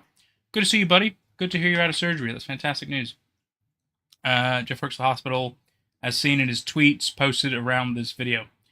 Right. I mean, yeah, yet again, as I said, I'm sure there's further context that kind of help define certain things about this. I just think some of the logic's bad. But I've had this niggle the entire time, and I feel like it's never going to change. Nick says, the videos on the main EMH channel clocking over 9 hours. You're only a little bit over 2 hours in. Oh, God. Don't tell us that, man. It's fine. It's fine. Chaos says, was in a mental health facility. People could only visit designated visit times / days in a specific room. Exactly. Yeah, their plan to break Damsel out was pretty stupid. I mean, Damsel even says she was about to be released. Exactly. There's so many things about it. Anyway, so fun for plot, bad for logic. Let's see. Next up is after this it says, I guess we can see this. It doesn't say it's not in here, so fuck it. Hey everyone, I'm here in Evan's cold as shit basement, by the way. Why do they keep freezing. But like, I just wanted to let you guys know that I'm quitting my website because I don't really need it anymore. Because as you can see and as you know, I've obviously found people that finally understand me and people that can protect me. So there's no one that I can really vent to about or anything. So yeah, I just wanted to let you guys know that. And I'll still keep you guys updated if you want. I'll still like answer some questions and I'll still like I can still talk and like communicate and stuff, but as of now, oh no, well like shut up. But like I can still like yeah, wrecking the Bandersnatch. But I just wanted to let you guys know that I'm quitting the website, but I'll still keep in touch. Yeah, I'll still keep in touch. But thank you all very much. You're ruining my like deep and inspirational like heartfelt speech. Like, you know. Women don't have hearts. Yeah, women don't have hearts, okay. You take care, Huff. But thank you all very much for being so understanding. And I'll see you guys around. Bye. Bye, Damsel. Look, it makes sense, but I'm a little bit irked that they basically kidnapped her, and before this, they hated her. and they were constantly like they accused her of like killing her parents, and so now she's happy with it. They kidnapped me, but whatever. Like it's all good now. There are people who finally understand me. Like that sounds like Stockholm syndrome. That sounds like I don't know. I do not trust the protagonist. And then a video by Compiled Truth. Okay, maybe they just. Yeah, it looks like I'm not the only one who doesn't like how the damsel thing went down. Trials 2 and Trials 3. Hang on. Where are these? They're not in there. Okay, so clearly we have to go here. Trial 2. Trial 2, Part 1. Okay. So, breaking his former pattern to make announcements at 11 a.m. or p.m., numerous posts from Habit appeared on his Twitter account December 15th at 1:40 a.m. Eastern Time. The moment you've all apparently been waiting for, Trial 2! Angora, English Lop and Netherland Dwarf. Each of you must vote for a leader and designate a runt of the litter. Oh, that's fun. You each have one vote within your respective teams. Choose your leader and mark another for elimination. Ooh, so it's not just like, haha, you're a runt. It's like, no, you're gone. Okay. We're doing Hell's Kitchen in here. This is part 1 of 2 of the second trial. So, does every trial just have a second part? It's going to be fun. Have at it, rabbits. Will you attempt to create a following or hide comfortably within the masses? Ballots are due in by this Friday at noon Eastern. The clock is ticking. The following email was also sent to the rabbits. Congratulations, meat. Obviously, you all have passed the first trial. This means nothing. Great, you've buried something. All you've done is lost one more thing that makes you human. Let's see how well you can coordinate yourself, shall we? So is this like a summary? Oh, I guess these are the tweets. And then this is the email. So I don't feel like I suppose we could read it, but we kind of get the gist based on what the Twitter was. It looks like this is all just him being more exemplified. It's saying the same thing. Pick a leader, pick a guy to eliminate out of your specific rosters of rabbits. And then on December 18th, Habit tweeted the results of the elections.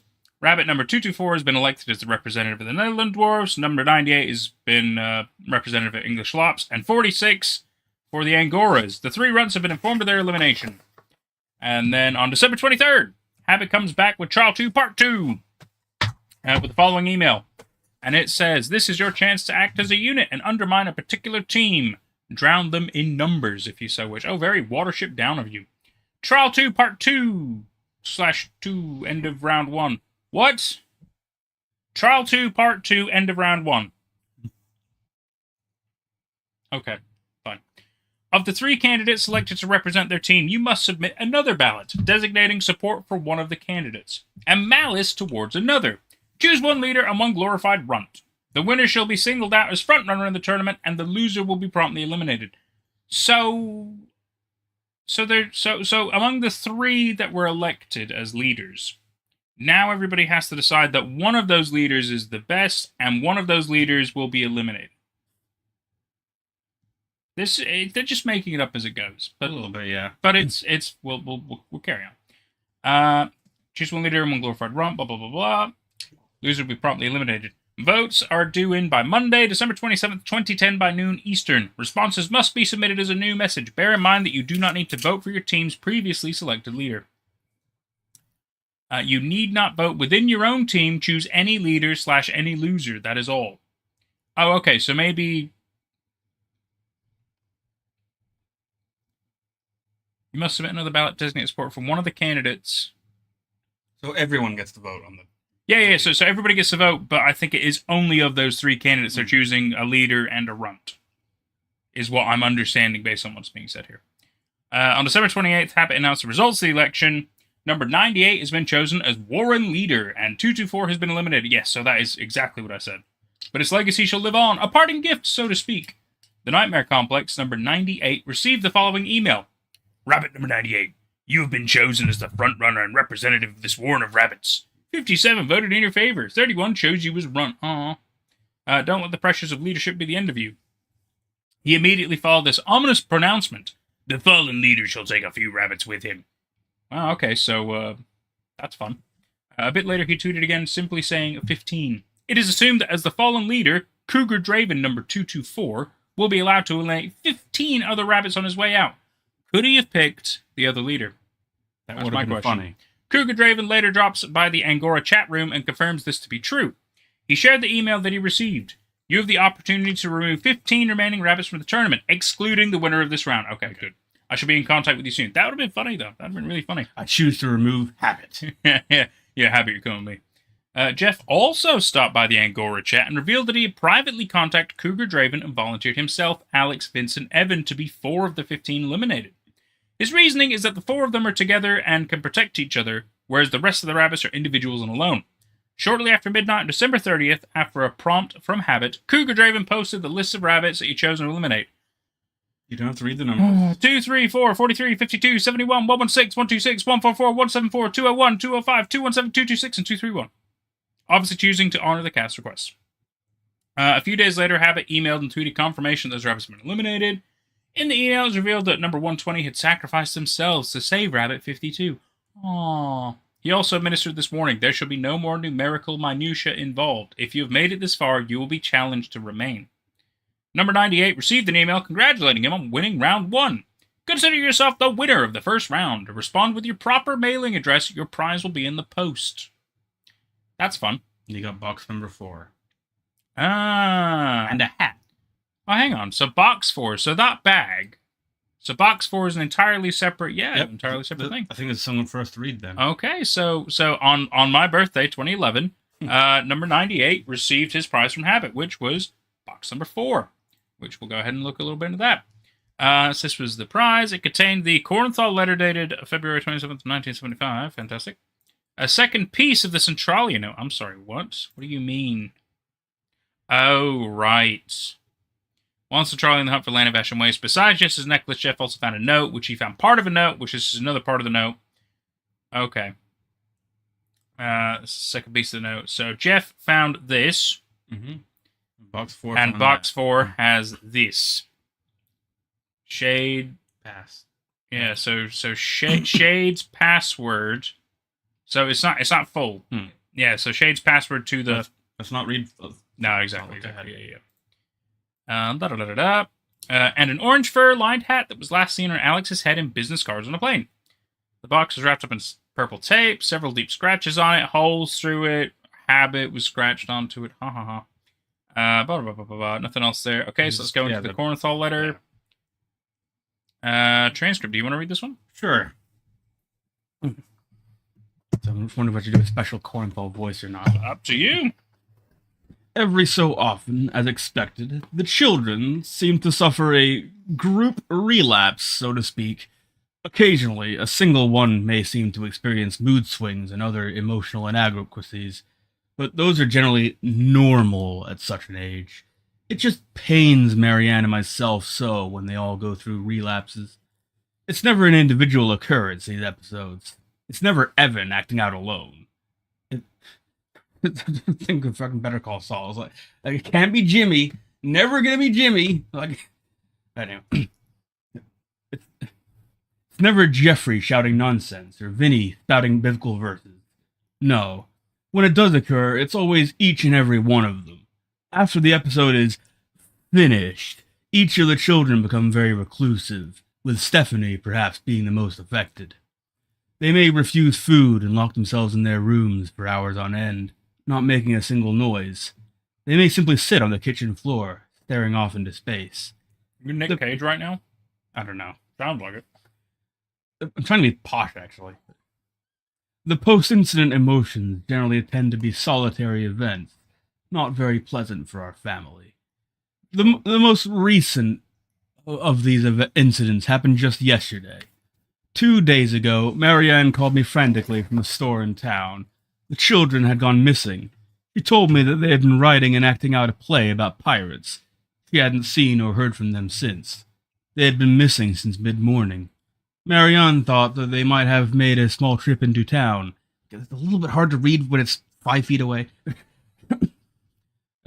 No one else had seen them. We were nearly hysterical. Oh, it was so funny. It was hysterical. Around 10 p.m. last night, our phone rings. A few police officers had been around the house that day in order to help begin a small search for them, but they didn't promise much and insisted that we stay optimistic. I answered the phone, and wouldn't you know it, Jeffrey was on the line. I demanded to know where he was, where his siblings were. They were in Pennsylvania.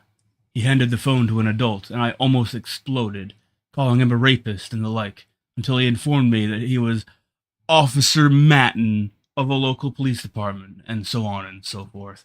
The children were safe, yet hours away. We had to drive and pick them up. This is a fucking long letter. This is a long letter. Officer Matten was incredibly reassuring. Well, at least in hindsight, he was. I don't think I was very jovial about the whole incident. He said he would have driven them some distance himself, but he was not sure he could use the department's vehicle for something like that. We were terribly relieved, but, the children had a whole wave of explanations to look forward to. After talking to the children for a few moments, it became quite clear that they weren't goofing off, that they didn't simply run away. This was another episode. After hours of driving into the night, and waiting out a brief snowstorm just over the border into PA, we found the secluded restaurant that Matten told us to meet us in. He didn't want the children waiting at the dirty old prison, and he knew the proprietor of the restaurant, so we waited with them there. It was very early in the morning when we finally arrived. The sun wouldn't be rising for a few more hours. However, the proprietor of the tavern was apparently a kind spirit, and did not mind keeping the fireplace roaring and the front door unlocked for the night. A few other locals sought refuge. This is so long. Admittedly, I'm reading it slowly, but that's because I want to actually take in the words. A few other locals sought refuge from the increasingly violent snowstorm outside. It seems that we had made it just in time. The roads were becoming icy, and the Pocona roads were already treacherous enough as they were. Some were tourists, staying in the nearby cabins owned by the motel. Apparently, the children had ended up near the small resort town, aptly named Memory Town. The owner seemed to be in his element, as if the storm was just another occasion to entertain and take care of the people around him. Yeah, he would be. Meals were ordered and made. No fare was collected. The leather sleeves that were generally used to house bar tabs and restaurant bills sat uncollected among the scattered groups of family in the comfortable tavern. The children sat near the rear windows, looking out into the freezing lake that the resort town was built around. I was moved by Marianne's interactions with the children. We agreed that pressing on them hysterically would only lead us into more frustration and anger. Gradually, bits of conversation came from our children. It's not like we did anything wrong. We were just playing a game. We used to do it all the time in the home doctor. I mean, every weekend we played these games. He got us there in an instant. I don't know why it took us so long to get home. We just wanted to find the hidden treasure. Almost there. What frightened me the most was the honesty exhibited in their pleading explanations. If they weren't lying, there was something terribly wrong. And if they were honest, which I believe they always are, then I don't know how they easily traveled this far. Or something is terribly wrong.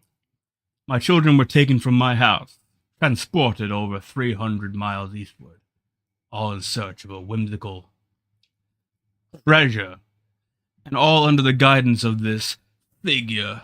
Yes, something is terribly wrong indeed. Corinthal, 3:23 a.m. I wrote all this in a minute. It was exactly 3:23 a.m. Scrawled on the bottom with a handwritten note saying, "How many lives have you led and spent?" Sorry, so I misunderstood. A figure convinced him to travel 300 miles to find a treasure. Yeah, I didn't actually get that myself, and I was reading the thing. Oh. Yeah, what's this figure? I guess if we scroll up, that paragraph here. Let's see. The kids' explanations. We used to do it all the time in the home. We play these games. He got us there in an instant.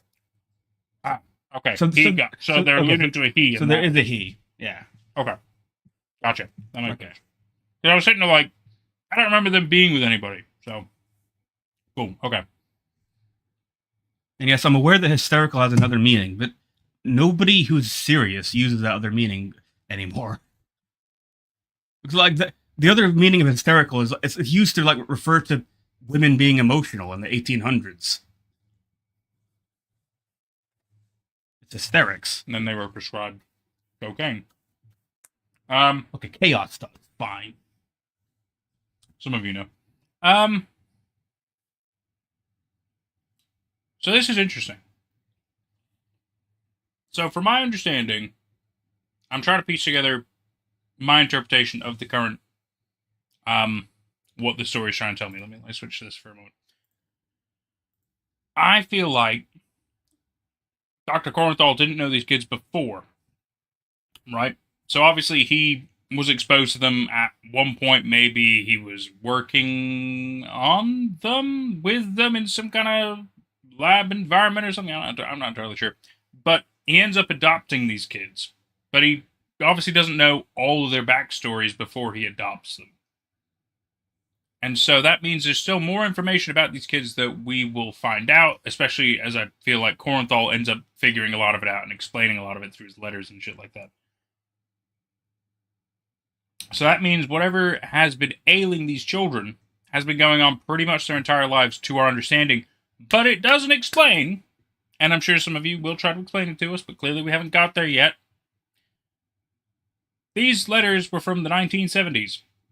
Mm-hmm. These guys are still children. I would say they're definitely not in their 40s and 50s. I guess that it's if this figure, which maybe the Slender Man, but I didn't really get that. But if this figure can transport them over a long course of space, maybe they also took them over a long course of time. I suppose that's very possible. In which case, that makes sense. Somewhat. But we'll go with it. Definitely not using it in the uterus makes people crazy way. I don't think anyone does the full old other definition. Yeah, that's true. Oh, yeah. It's fun, though. Yeah, I'm not. I'm not actually complaining about the use of hysterical. I was making a joke. Yeah, it's just fun, isn't it? So anyway, we understand that Rabbit 98 got box 4. We understand that they won the trial. That is why they have been awarded this. We're all aware. So let's carry on, because technically this does come up in the guide a little bit later, but that's okay. We've jumped ahead a little bit. Yeah, it's not a problem. I don't feel like we need to see this video. It's not in the handy dandy guide. It's on a completely random channel, and I don't really see much need to watch it, but this next one, December and early January, is. W. What size is that? Wumba. It's M. It's from... Dial W for Wumba. So they're just having fun together. Yeah. Little vlogs. Basically how the show started. So Leafy Potato says, maybe having a look at the last thing that scrolls under the letter. Okay. Can I do that? Oh, about the time thing. Okay. Restart tagging? Yes. Campaign. It's French. Okay.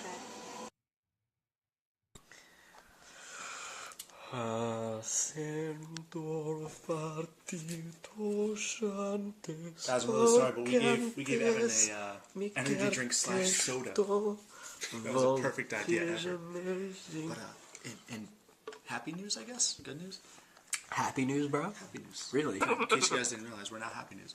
Anyway. 7 people died on a bus today. Steph, it's not even funny. Steph. You're laughing. So Steph went downstairs and left her phone with the 2 biggest in real life trolls ever. Gotta be quiet, bro. So what we're gonna do is we're gonna mess with her phone a little bit, and I'm thinking that we should change the voicemail and let's see what's going on. That something spooky is gonna happen. It always happens when they try to prank somebody. Sorry, it's that phone. Welcome. Oh, is there a saver? Save message. Let's listen to this. This is weird.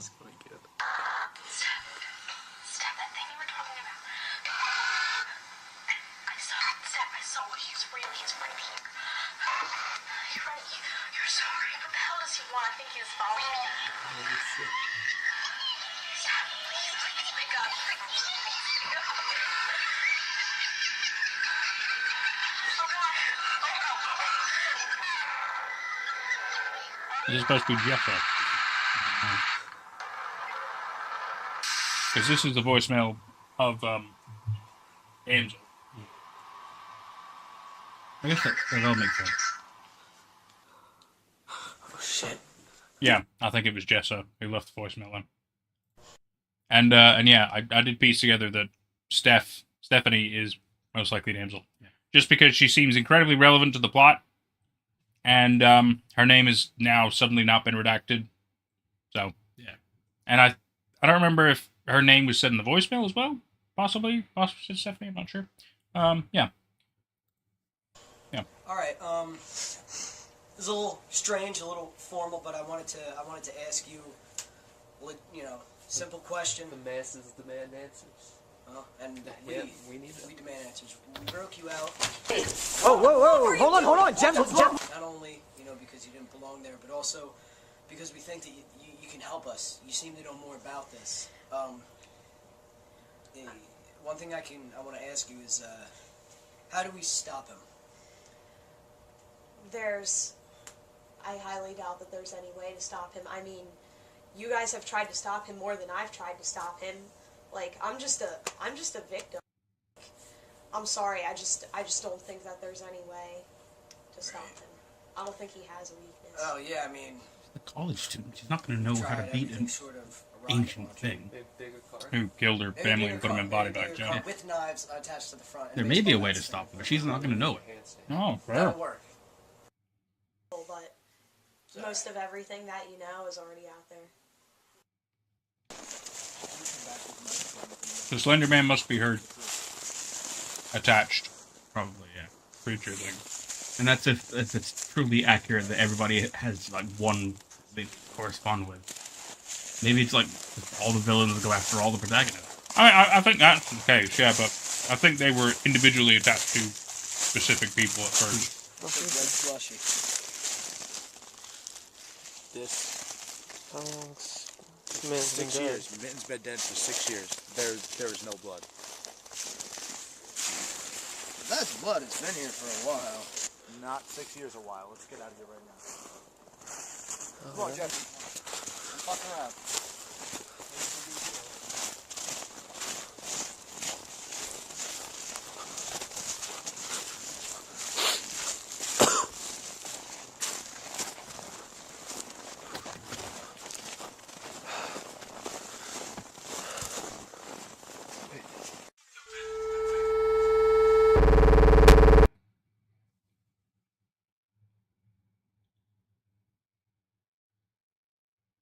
Like her.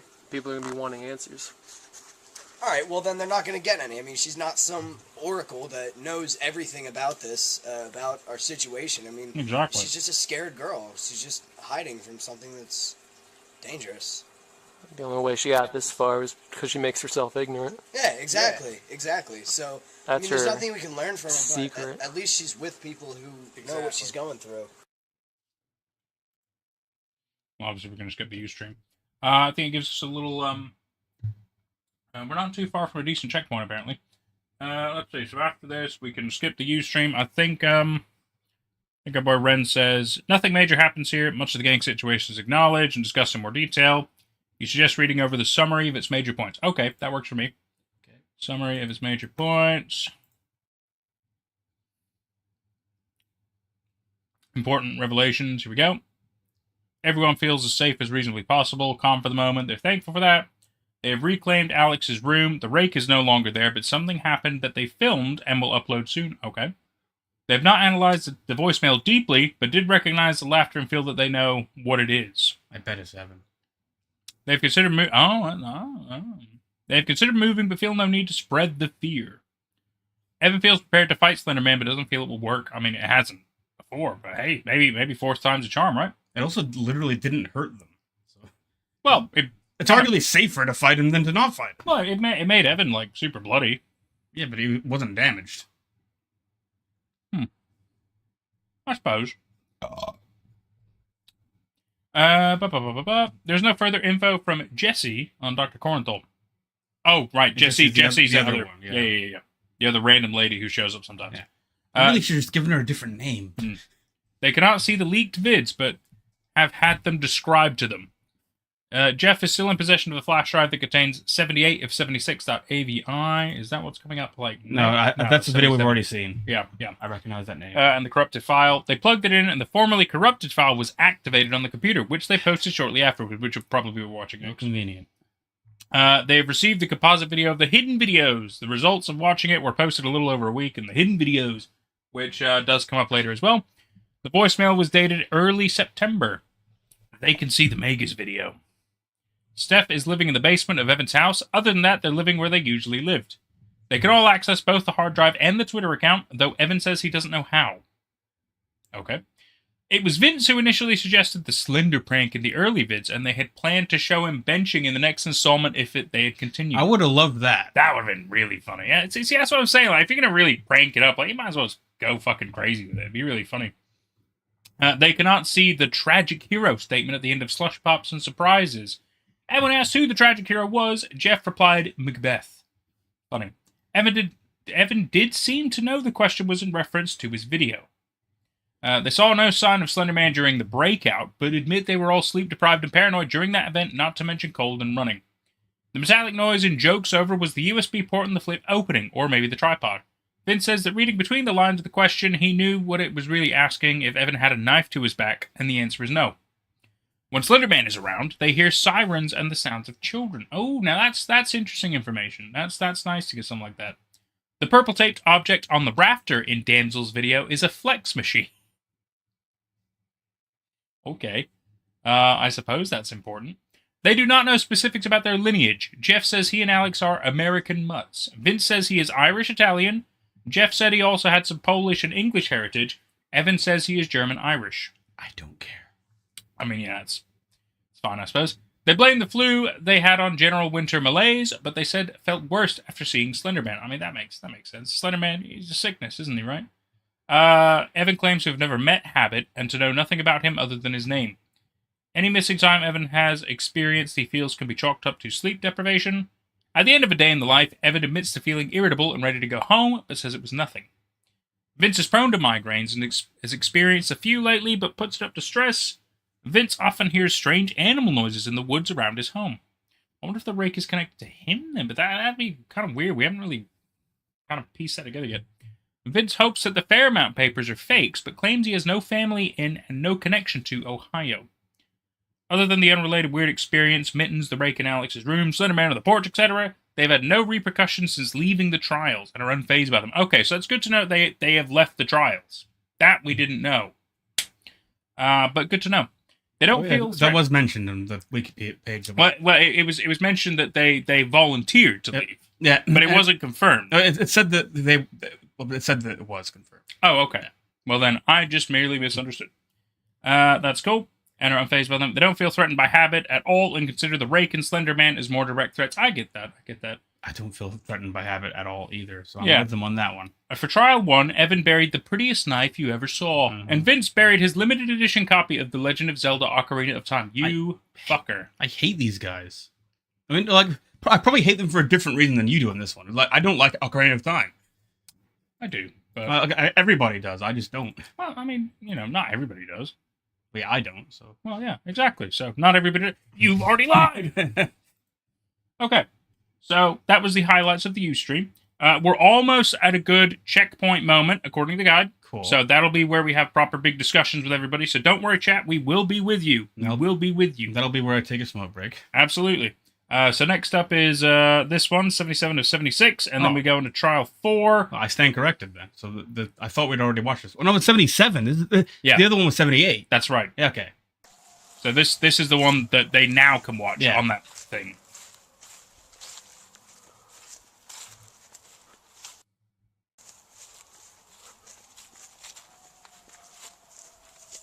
So, it's definitely tied to the other video, sure, which makes sense. It's weird that it's going backwards. It's funny, like, for a series that so frequently shows you clips from old episodes, they don't recap anything. Yeah, it is a lot of do the work yourself. Yeah. It's basically a clip show, but they don't don't tell you anything.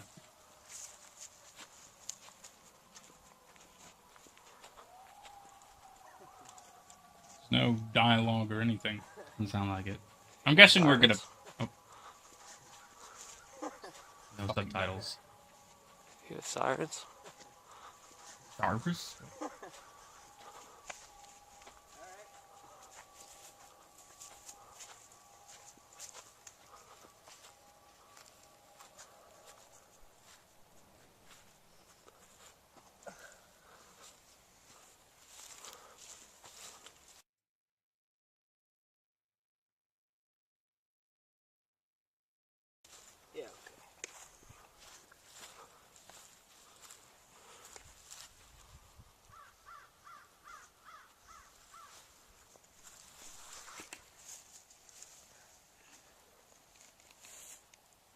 Waiting for Gato over here.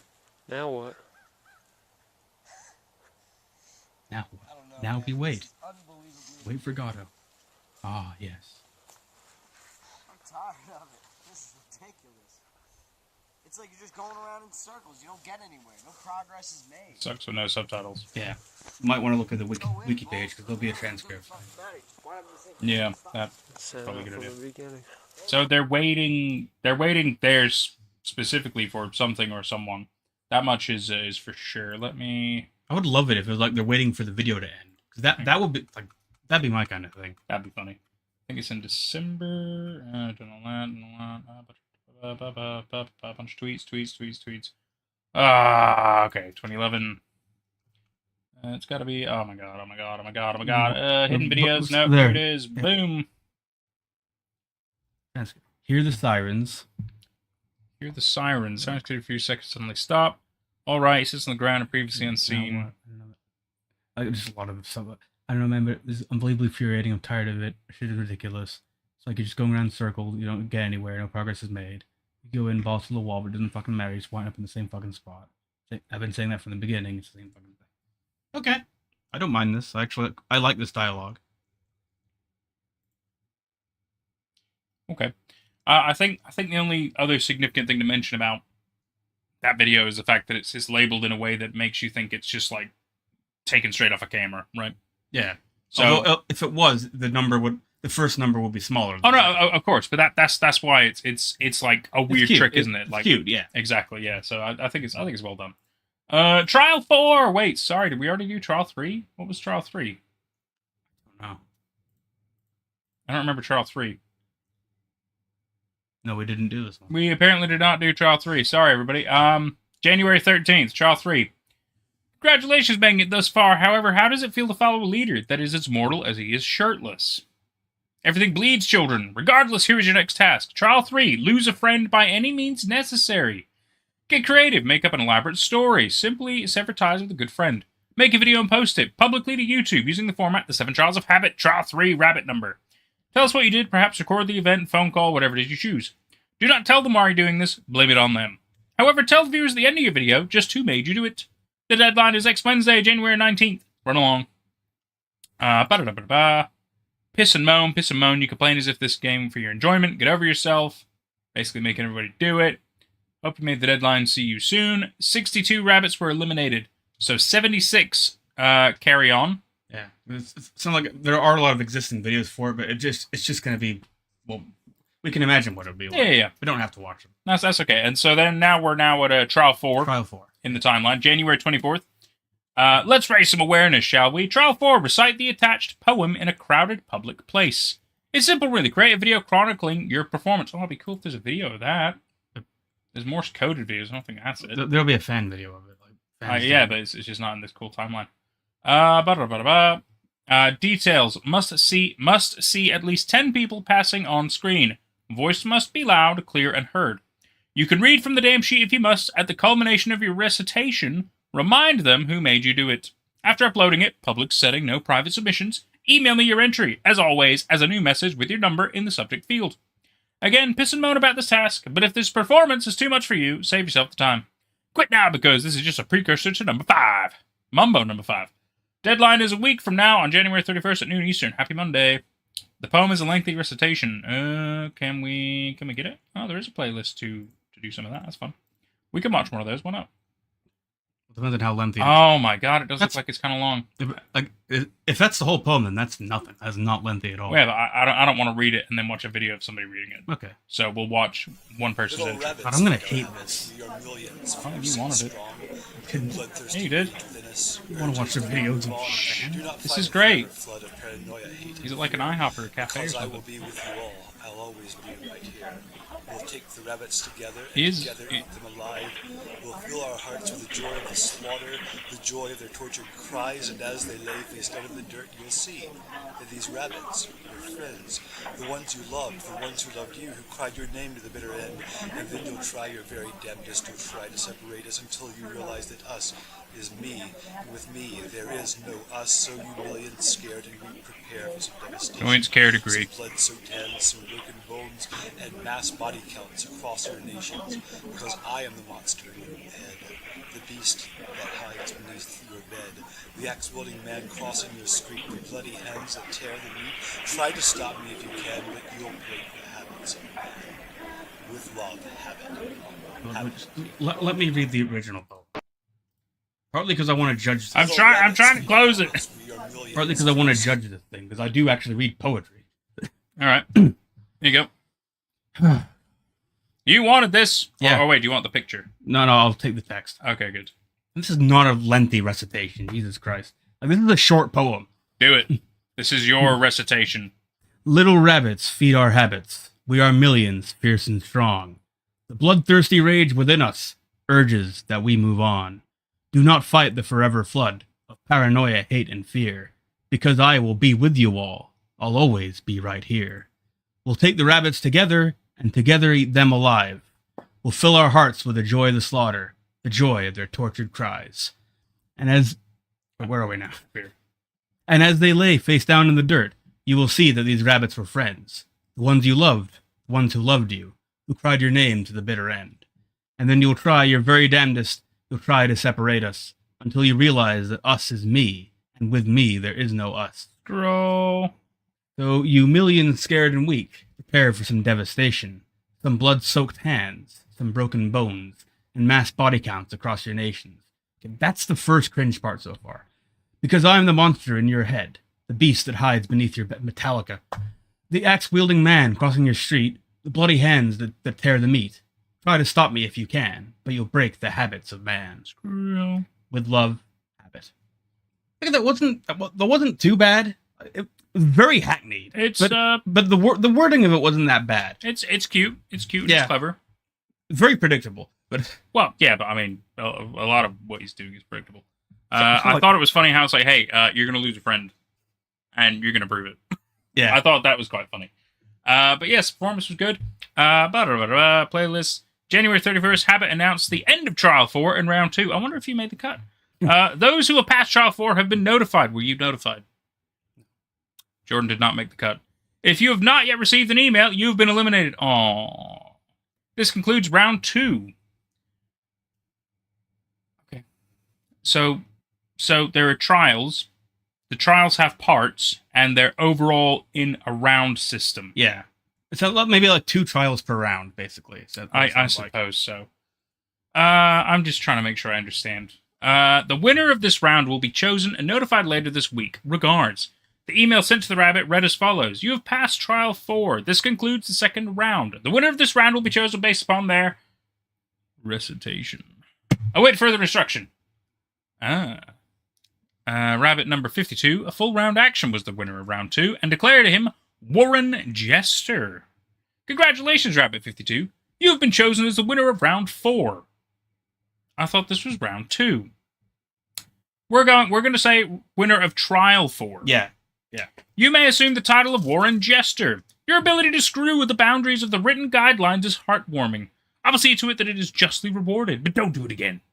Respond with your mailing address for your prize. Don't die. Kiss, kiss, hug, hug. Habit. Excellent. And then we're at an excellent checkpoint part of the hidden video. So we're going to watch that, and then we get to have some chats. I don't know what this more coded video is. I'm not going to worry about it. It's by a different channel anyway. The hidden videos, and then it's checkpoint time. Alright guys, a couple weeks back I spoke to a viewer. Oh, so this is them watching the videos they couldn't see. Coffee Collie. We talked about the so-called hidden videos. One why reaction see video it. now. Maybe it has something to do with my internet. So I gave him my address. He sent me the CD. I thought that was Vinny with the long hair for a minute. But hopefully we can figure something out. Let's do it. Maybe she's his sister. Pop it in. That was weird. Well, no, it's Stephanie. Yeah, no, I know.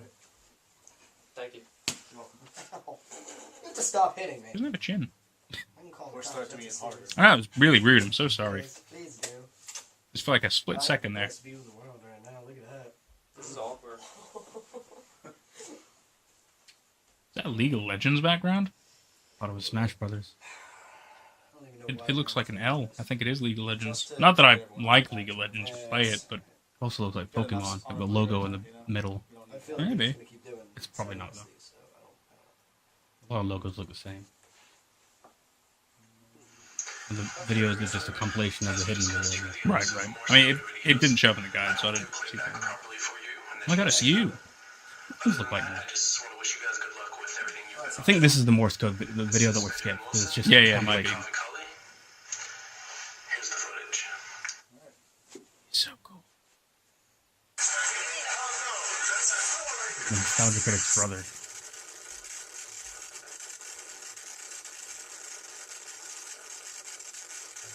Yeah, the DVD is just what was in the previous bit. That's right. That's right. It's not like we did anything wrong. We were just playing a game. We used to do it all the time in the home doctor. I mean, every weekend we played these games. Oh, it's the thing he was saying in the note.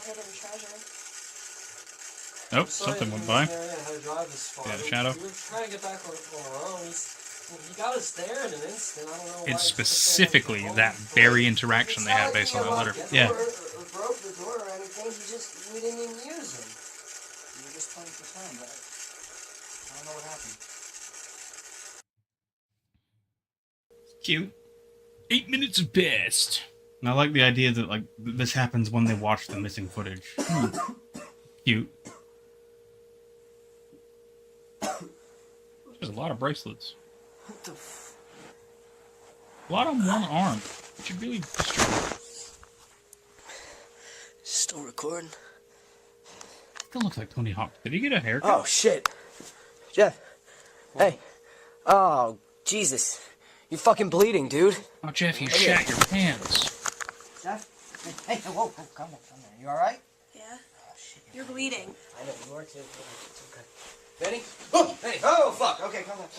Am I fucking bleeding? Let me see your nose. Relax. You're alright. They're all bleeding. They all passed out. They all went into some kind of a trance. But not all of it was recorded?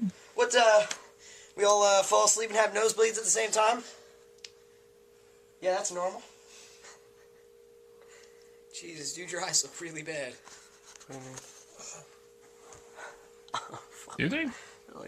Oh, I guess like a little bit of a black eye, maybe. And a little bit of red. Yes. Spiritually violated. Whereas he's like bleeding from his fucking ear. Yeah. That's bad. I'm kind of hungry, too. You hungry? Oh, no, is that? It's alright. Never again. You're okay. Come on. Good, fuck those cleaned videos, up. man. Okay. No, I didn't say play, you son of a bitch. We're entering a fantastic little checkpoint break time discussion era. So yeah, like that video was cute. That's my assessment of it. I'm gonna go have It was good, yeah. I'm gonna have a smoke break. Yeah, I need to stand up for a while. Yeah, no, you're good. Go for it. This is a perfect checkpoint moment, so gives me plenty of time to discuss with people. Be right back, everybody. Be right back. That's okay. He going for a smoke and a pancake. Yeah, you're good. Don't worry about it. I'll see you in a bit. So, it was an interesting development, and I'm sorry, my chair keeps making noise. It's a very interesting development for a number of reasons. So it proves the fact that even if somebody else tried to give them the footage that they couldn't have seen on their own channel, maybe through some kind of a recording format or whatever, even burning it to a DVD, it doesn't. Well, it's weird because so on their YouTube channel they just didn't see them. Maybe it's like completely invisible to them or something, like as if it's unlisted or something, but only to them. Almost like whenever you're like on social media and you make not every post visible to everybody, right? Type situation. Whereas when they watch it on this DVD recording, it's like they could actually see it, but then obviously entered this weird trance-like state and specifically recited a very specific thing that they did before that we recapped in one of the Corinthal letters about when they disappeared and went 300 miles east to like Pennsylvania or something like that. I found that to be very interesting. But out of all the lines to kind of recall, that's a weird one. Why would the hidden video footage make them do that line specifically? I understand if they rehash maybe certain things. Maybe like if they watch it again, they rehash other previous lines that they've done, in which case then, okay. If it's always going to be that same line that they would do, then that's weird. No, that was interesting. That was really interesting. A really nice little take. Like the fact they all got kind of messed up from that. It tells you there is more going on than we're aware, and I think that's great. I think it's really good. Let me see about catching up with you guys. I wish I could make the text bigger, but I can pull it up on my phone, so bear with me. Bear with me. I'll pull up the text on my phone so I can see how everybody's doing in chat. Because you are right there, but the screen is not very big, and I'm quite far away. So, let me just pull up the live chat. Let me see, where was I? Okay, we've seen that. Self-retiring for a vlog, yep. Hospitalfire.wav is an audio file that Jeff posted on Fire. Compile truth to turn the audio file into a video. Oh, interesting. Chaos says, weirdly considered not broadcast was eliminated. Yeah, I suppose so. All the trials have videos, except for trial 2 and 7, because 2 is entirely a numbers game, and 7, we'll see why that's fair. But you don't need to see the videos, but they're kind of cool. Yeah, well, I think that the videos are only just, like, people's video entries, aren't they? So it's, although it is kind of cool to, like, see, yet again, the ARG element side of it, I think for what we're trying to do here in this experience, we're trying to kind of just mainly focus on the important facts, and some of the extra stuff, I suppose, as well, for discussion purposes, and for understanding of what's going on with the story. But yet again, I mean, thanks to you guys in the wiki, it's possible to see some of these, some of the entries, but otherwise, I don't know how I'd find them, Like, I feel like it would require time and effort, and yet again, we need to be considerate of time in this, because as you've even said, we're like 2 hours into a 9-hour thing, and this is like our third stream. Like, we're 10 hours into our streaming of this, and we've only got 2 hours into the story, so it's like, for posterity and consideration of everybody's time as well as our own and yours, we're not going to watch everybody's trial entries. It's good that we kind of get the good little highlights of maybe the Twitter posts and the email and stuff and kind of know what happens. I think that's really good. But it is cool that a lot of them are still available. I think that's great for those who really want to delve the time and really get themselves immersed in this. I really want to get immersed, and I'm doing my best to kind of do that in a somewhat fast fashion. It is difficult, but with you guys' help, it is much more possible. So we really appreciate that. We really, really do. If I remember correctly, the trials feel very Tumblr. I get that. Prize 98 got from Habit was marked with purple duct tape. Surprise, Habit was behind all the purple duct tape. I mean, we pieced that together ages ago. But yes, it is good to have fantastic confirmation about it. Another hysterical comment. About the hysterical stuff. Leafy said, maybe having a look at last sentence scribbled in the letter. I remember that. Yep. Only way to stop the Slender Man is to accidentally stain his suit with red wine or something. Now, that would be funny. That would be pretty funny. I'd see that. A few minutes behind, it's fine. The only way to stop Slender Man is to give him $20. Or tree fitty. Now, at that moment, I know that there wasn't no damn Slender Man. He's a creature from the Mesozoic era. Bonus points if you get that reference. Tree fitty. It's great. I love it. Greek says, upon realizing he needs to get the suit dry cleaned, he just dies. That's great. Prince. Thank you for hanging out, man. It was good having you. Take care, buddy. I know that was ages ago. Sorry. Ren, Evans notoriously bad at technologies. Can in fact. Okay. Carbon, I have to recap something about that. Bold habit to assume everyone is friends. What if you didn't have friends when you got to that? And you get to trial 3 where you have to get rid of a friend. That's funny. That's very funny. Some people do the public speech stuff. Remember some of that. Kind of peak EMH edgy. I get someone not liking this. I think it's definitely edgy, but it's quite good. It's quite funny. Most of the videos I've seen in trial 4, they're louder and clearer. I mean, we only see the one. One lady belts it. Oh, that's funny. Nick says, this is the least easy to understand trial number 4 video you've ever seen. It was the first one on the playlist. I mean, we just kind of went with it. It was rough. It was, sideways and everything. Like, come on, bro. Talk about low effort. Ren, Habits, and Edgelord, that for sure. I think we all agree with that. Leafy says, oh god, what if he's an Edgelord as a form of torture for the viewers? I mean... Huh. That's a fair point. Yeah, that's a fair point. It's a fair point. I believe first round is a technical submission. So round 4 is definitely typo. Yeah, you can figure that. More scope just compilation. Yes, DVD is just what's in the previous video. Pay attention to the upcoming conversation. So when they wake up, right? Greek masterpiece. Me when the foreshadowing hits me on the head with a frying pan. Sometimes it has to happen, right? Sometimes you need that smack in the face. Possum Kingdom. We just got knocked out by a DVD and we're bleeding from everywhere. Who wants pizza? That's what we're saying. It feels like they just de-escalate things super fast. Like they don't take a lot of what's going on seriously. I suppose maybe they're just far too desensitized to what's going on, even though, based on the things we've seen, you wouldn't think they would be. But I guess it just proves that there is more going on. There has been more happen to these guys, that they are more desensitized than we could even be aware. In which case, then yes, that makes sense. But otherwise, yes, they are far too laissez-faire about how everything is. That's fine. Nick says, I think you said you caught on from it, but yes, it was the same lines of dialogue they said in the Cornthal letter. That's right, when they were in Pennsylvania after Pirate Games. That's exactly right. Chaos says, okay, but I'm that guy who would be wanting pizza and asking if anyone else did. And Possum says, Alex's childhood is the only important one, I think. The others are basically extra immersion points. Oh, okay. Well, if it was in the cool playlist timeline, then that'd be great, but it's not. We did have his early one, but we haven't seen his other stuff come up. So we'll just kind of, deal with that as we see fit. Nick says, Stephanie had posted many music videos and songs to her blog. One of those songs was indeed Possum Kingdom. Well, it's a good song. I totally get it, man. Jordan's back. He is Happy Guy. He is. Hi there, everybody. He is indeed back. So, I think we're all on the same page there. Just Man Gaming says it's a dinosaur. Well, that's a good thing anyway. Oh!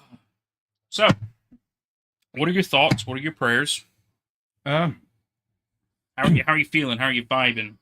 Well, like this, I have thoughts. I'm trying to think of how to properly articulate them or segue into them.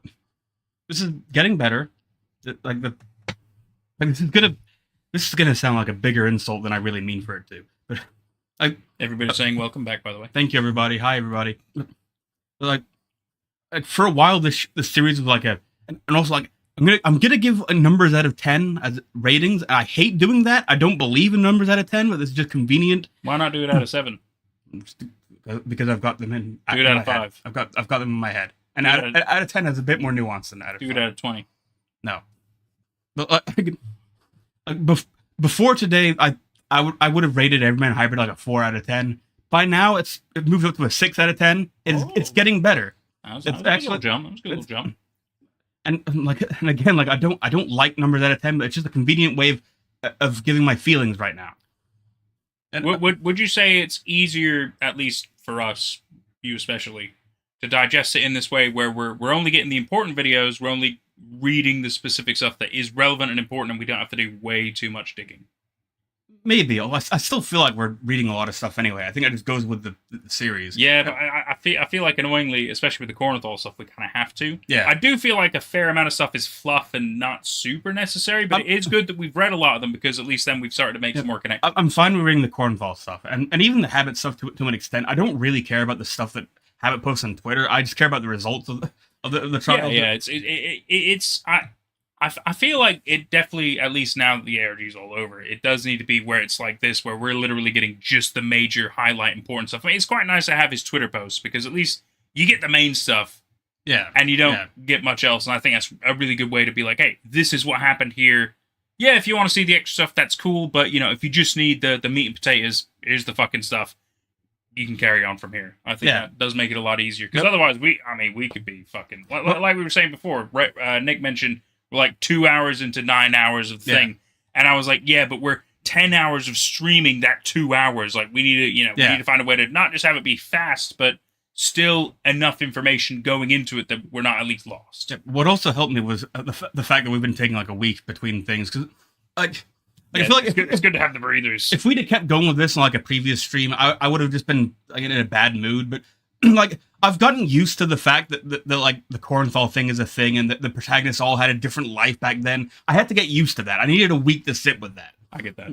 And like it's a lot more interesting now that I'm looking at it with more of a fresh face, especially with a little bit more understanding and the fact we've been able to read some of the stuff. Let me what am I doing? Remove. There we go. But this also plays into like some of some of the complaints I had in the first place of the way that they were doing this. So like, if the story had started out with the audience aware that these protagonists aren't who they say they are, then I would have started out like this. Yeah. But instead, I had to like, we had to go through a lot of the cringe and the weirdness. And so I needed an additional week to process the plot as it is now, because they're just wasting our time for about 2 weeks. Well, it's in a way, but maybe like I went into this the wrong way and I wasted my own time. Like I don't know, I don't want to just blame Everyman Hybrid for it. No, of course. It is awkward to start with, but I mean, even the fans of of Everyman Hybrid themselves say, yeah, it's cringy to start with. It's difficult to really get into, but you know, as we've all kind of agreed, it does get better as it goes on. Yeah, is it really ramping up amazingly? I mean, I'd say it's starting to roll. It's starting to turn into a story. Yeah. I'm definitely more intrigued. I'm more curious. I'm more piqued. I don't know exactly where it's going to go.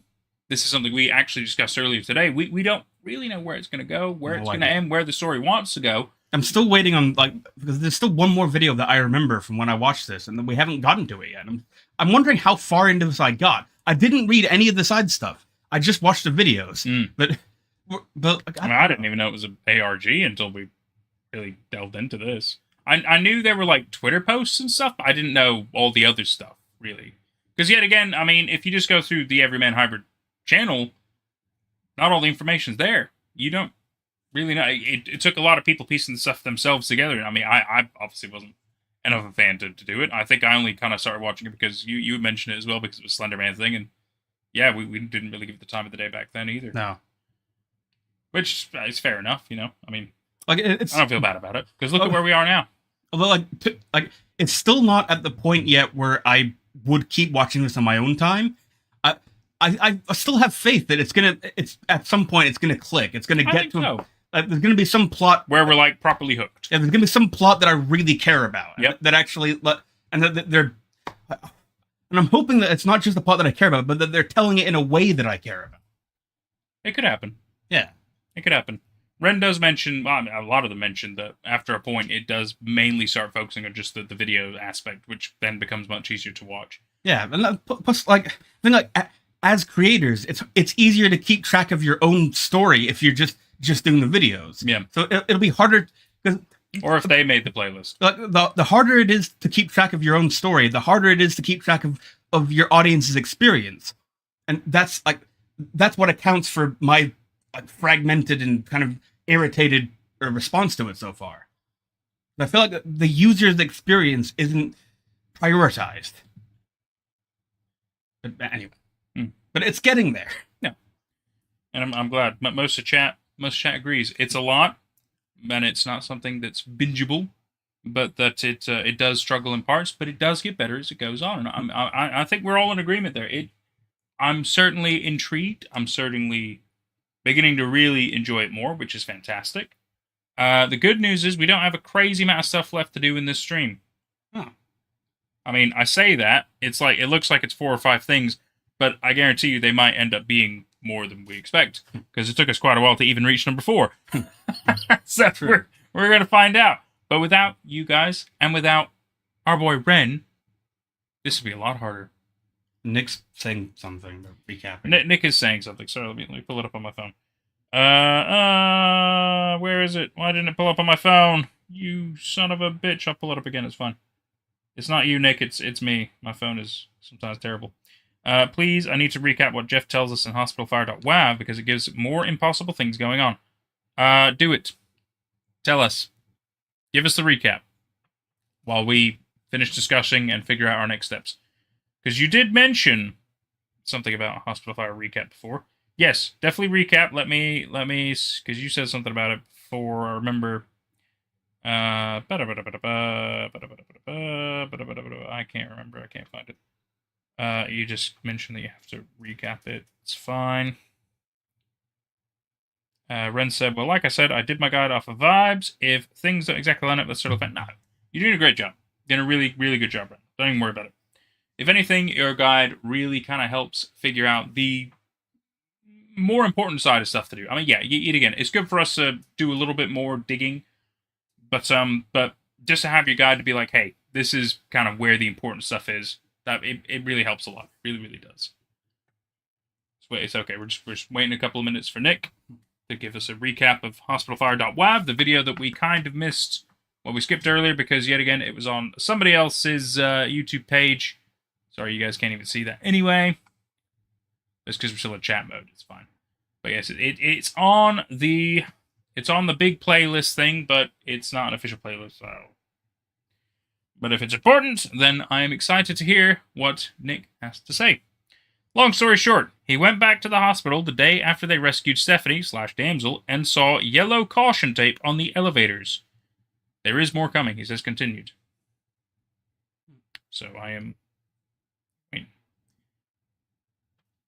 mean, yellow caution tape on the elevators doesn't really tell me much yet. Besides the fact that maybe they have elevators that are broken in a hospital, which does happen a lot. Does happen a lot.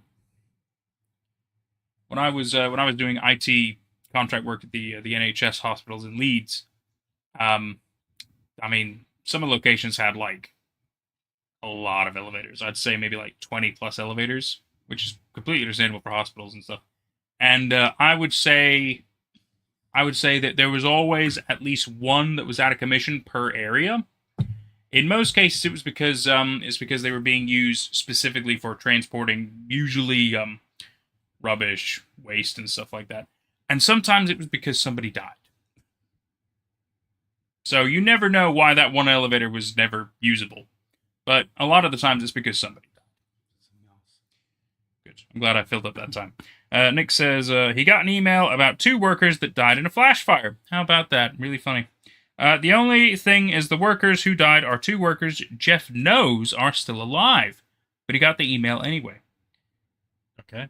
So Jeff believes that these 2 workers are alive, even though he got an email saying that they died in a flash fire. Most likely in the elevators, that's why there's caution tape on the elevators. In the very same hospital that they rescued Damsel from. The place that he worked at. Yeah. Okay, like this just sounds like an administrative error to me. It doesn't sound impossible. More than that, the hospital fire supposedly occurred on the same day and time they rescued her. Okay. There would have been a fire alarm going off. There would have been. It sounds like, if anything, there's just an explanation for how there were no guards watching over her. I suppose. They were all distracted by a fire. Yeah, no. That doesn't help. That logic is still bad. Yeah, like the hospital would be panicking. There would be people out in the halls frequently. The place was fucking empty.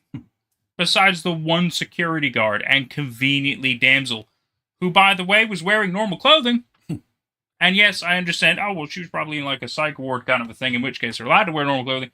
Mostly agree with you. Or mostly. Just she was getting out that day, so she was getting ready. Well, yeah, but it was nighttime.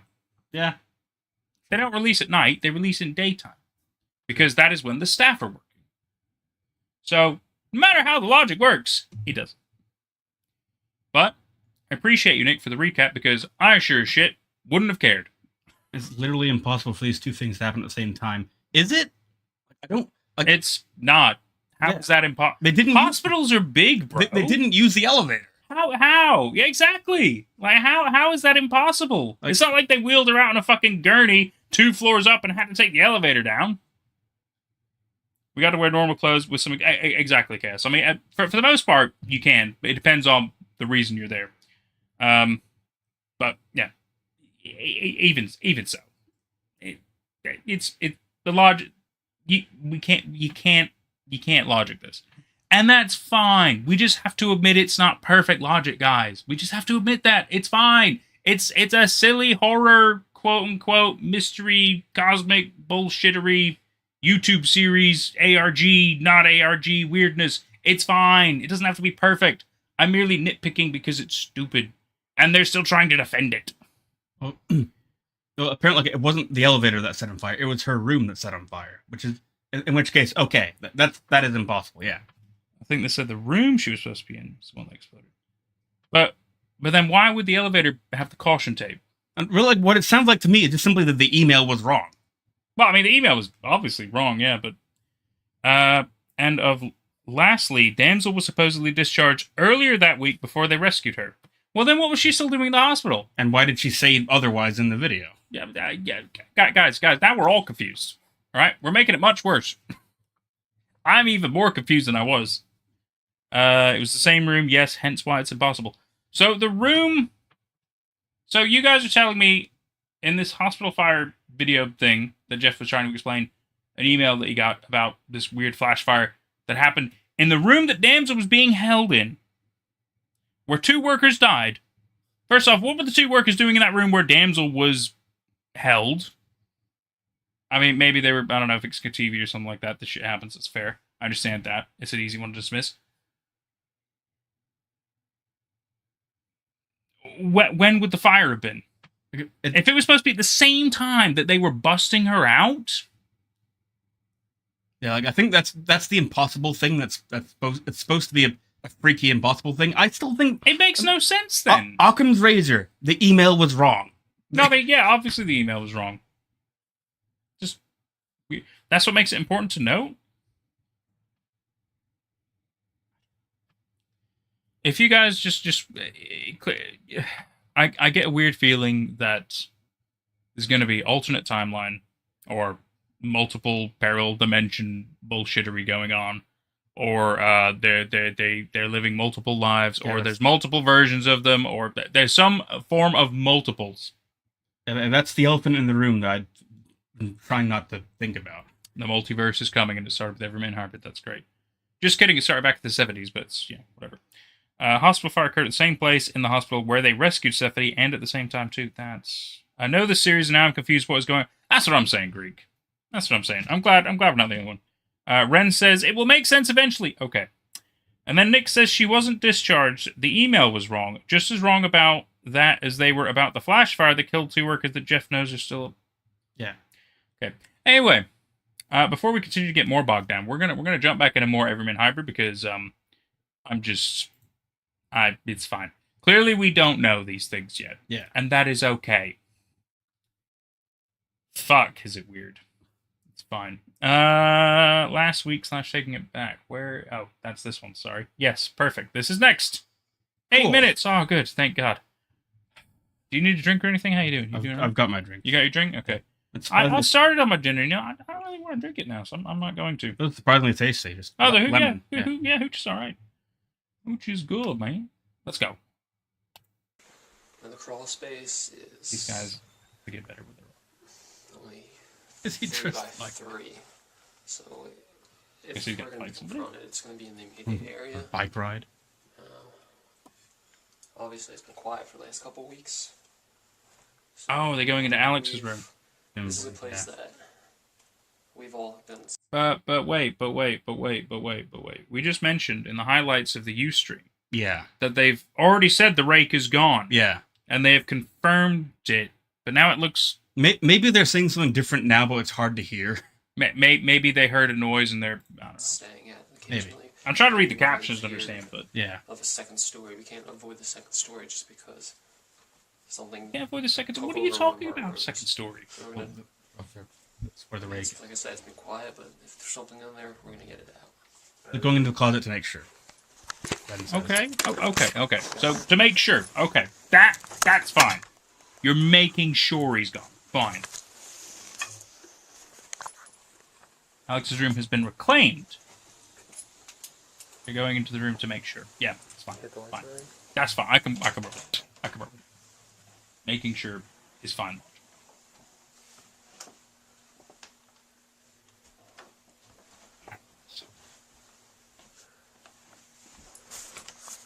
The speakers are halfway. Everything else is 100%. It's just a quiet video. Smells in here.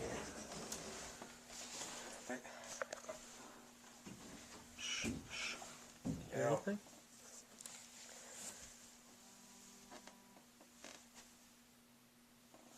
That's your phone. Okay, good. How big is the crawl space? 3 feet by 3 feet. Like it's a box, a small box. Alright then. I looked in there before, I didn't see anything. We assume maybe it's coming in from outside. I don't hear anything. So, Do you wanna? maybe it's not in there right now, but I say we take a look. You wanna see what's going on there? Oh yeah. Right. I'm not really sure what we think with the paintball masks. What? The paintball masks. What about them? Nothing. Protection. What's this? Yeah, it's protection. I get it. Might get scratched. Your eyes and shit. Yeah.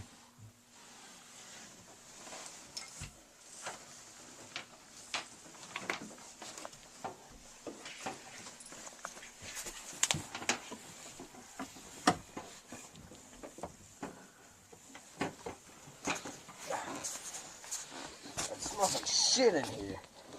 Good God. It smells sticky too. Moss or something.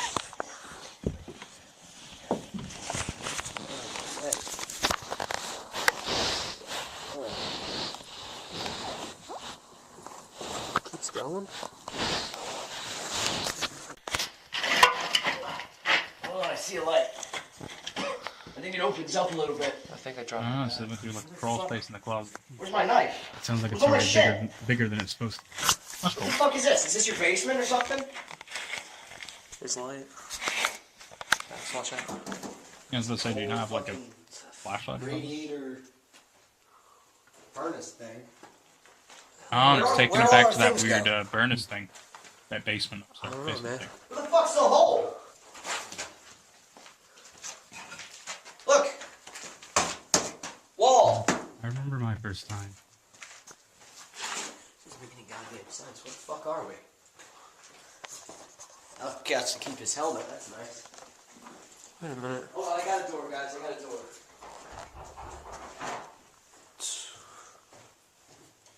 Wait a second.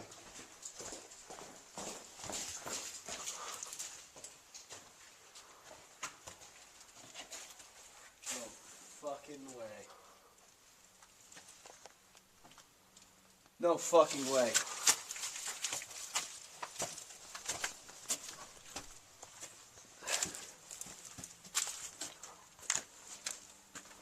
How the fuck did we get here? This doesn't make any sense. This doesn't make any sense. Yeah, we remember. How do we get back? Call Vinny. Ask him for. Tell him we'll meet him at the parking lot or something. He knows how to get here. We weren't crawling for that long. Hey, Vin. Hey, Somebody was masked. you come pick us up.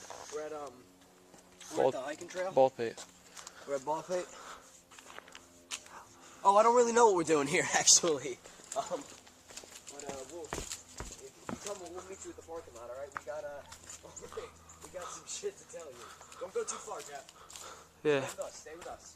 All right, brother. See you then.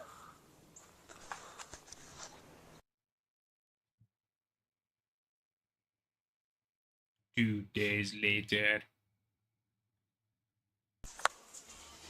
What's up, brother? How you doing?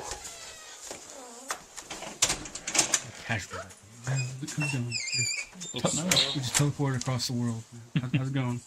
Go upstairs. Let's get this done. Your brother's at school, right? Yeah. Yeah. So are they gonna try to check the closet again Give him without a Alex photo. around? Okay. Yeah, the last time you guys saw us was pretty strange. But basically, we waited a few days before coming back in here. What's We the got the same chains off. video we're gonna put together? Why? Yeah, we got the chains off. We put him over there. Alex isn't here right now because he's at school. We wanted to keep him away from this, so he doesn't really know that we're doing this. He's probably gonna be very pissed. We left him out. Yeah. That's the only reason we chose now to do We're gonna be recorded Like I this. said, a few days have gone by. Cut my hair. Changes have occurred. it. You got your knife back? Yeah, actually, I found this on my bed in its sheath, perfectly there. Like I never fucking touched it. Lost it 2 days ago, got it back. So either whatever this thing is able to teleport or some shit, or we got somebody else doing something. I don't know. I don't fucking care anymore.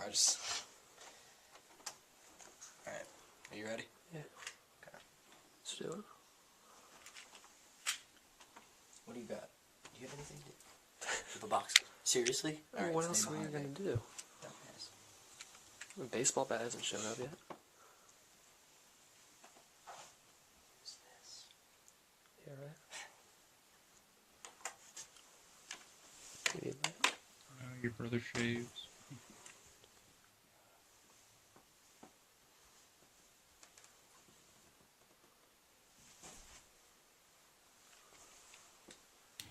Let's re-enter the room with no protection whatsoever besides the knife. Stab the teleport thing. Fuck this crawl space! No. The smell is bad. Okay.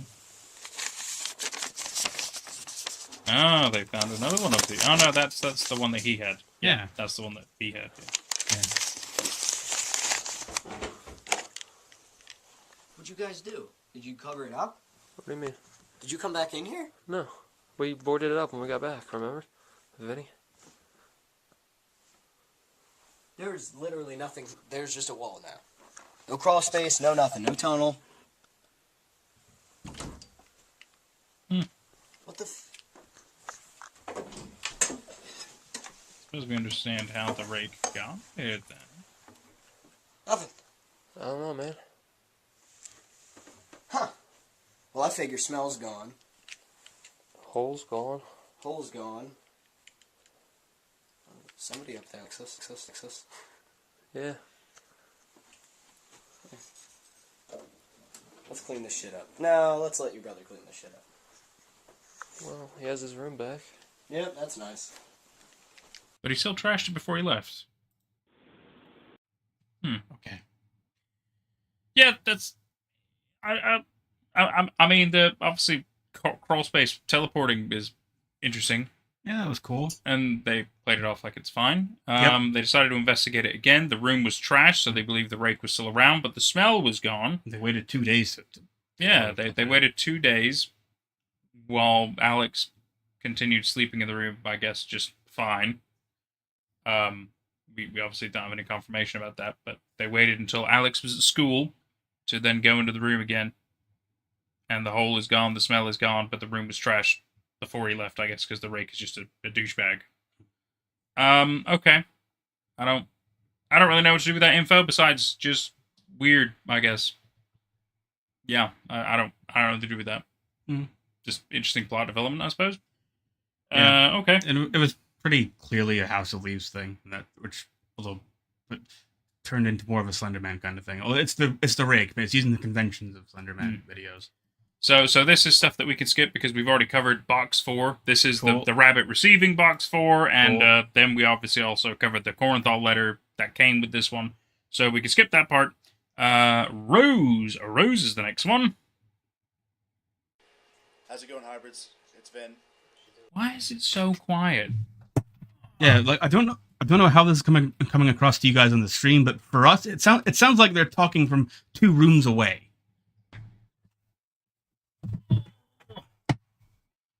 Like an old man. He's turn up even fucking higher. You kidding me? Blow up my speakers. These guys. I know it's like 14 years ago, but these guys gotta fix their fucking audio. This is kind of hard to say, but I think that we should say, just to document it so you guys know.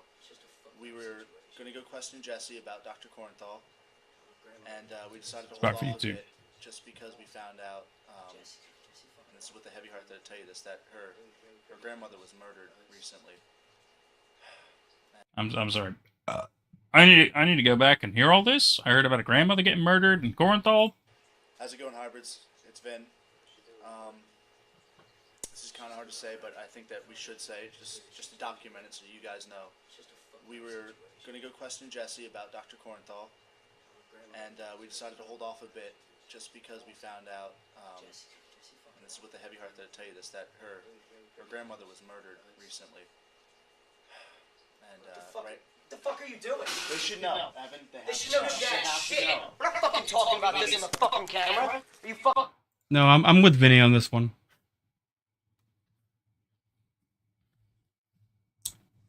So let me posit this question. Jesse, who we randomly know from one of the streams or whatever. Yeah, no. So in one of the random videos from before, she's with them in the car on a road trip to the high school where I think Dr. Kornthal used to work or something like that. The burned down one where they first encountered the Rick. She recognizes the name and everything, blah, blah, blah. She already knows about the Kornthal part. She knows of Dr. Kornthal because she was his doctor or something along the... Or worked at the school that she went to. She knows him in some way, shape, or form. Yeah.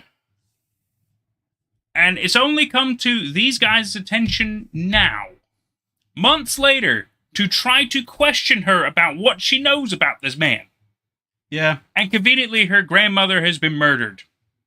I mean, it took them 2 days to go back from a closet that teleported them. I think that they take their time with That's things. true. I just find that to be... It's frustrating. They needed another way to continue pushing the plot.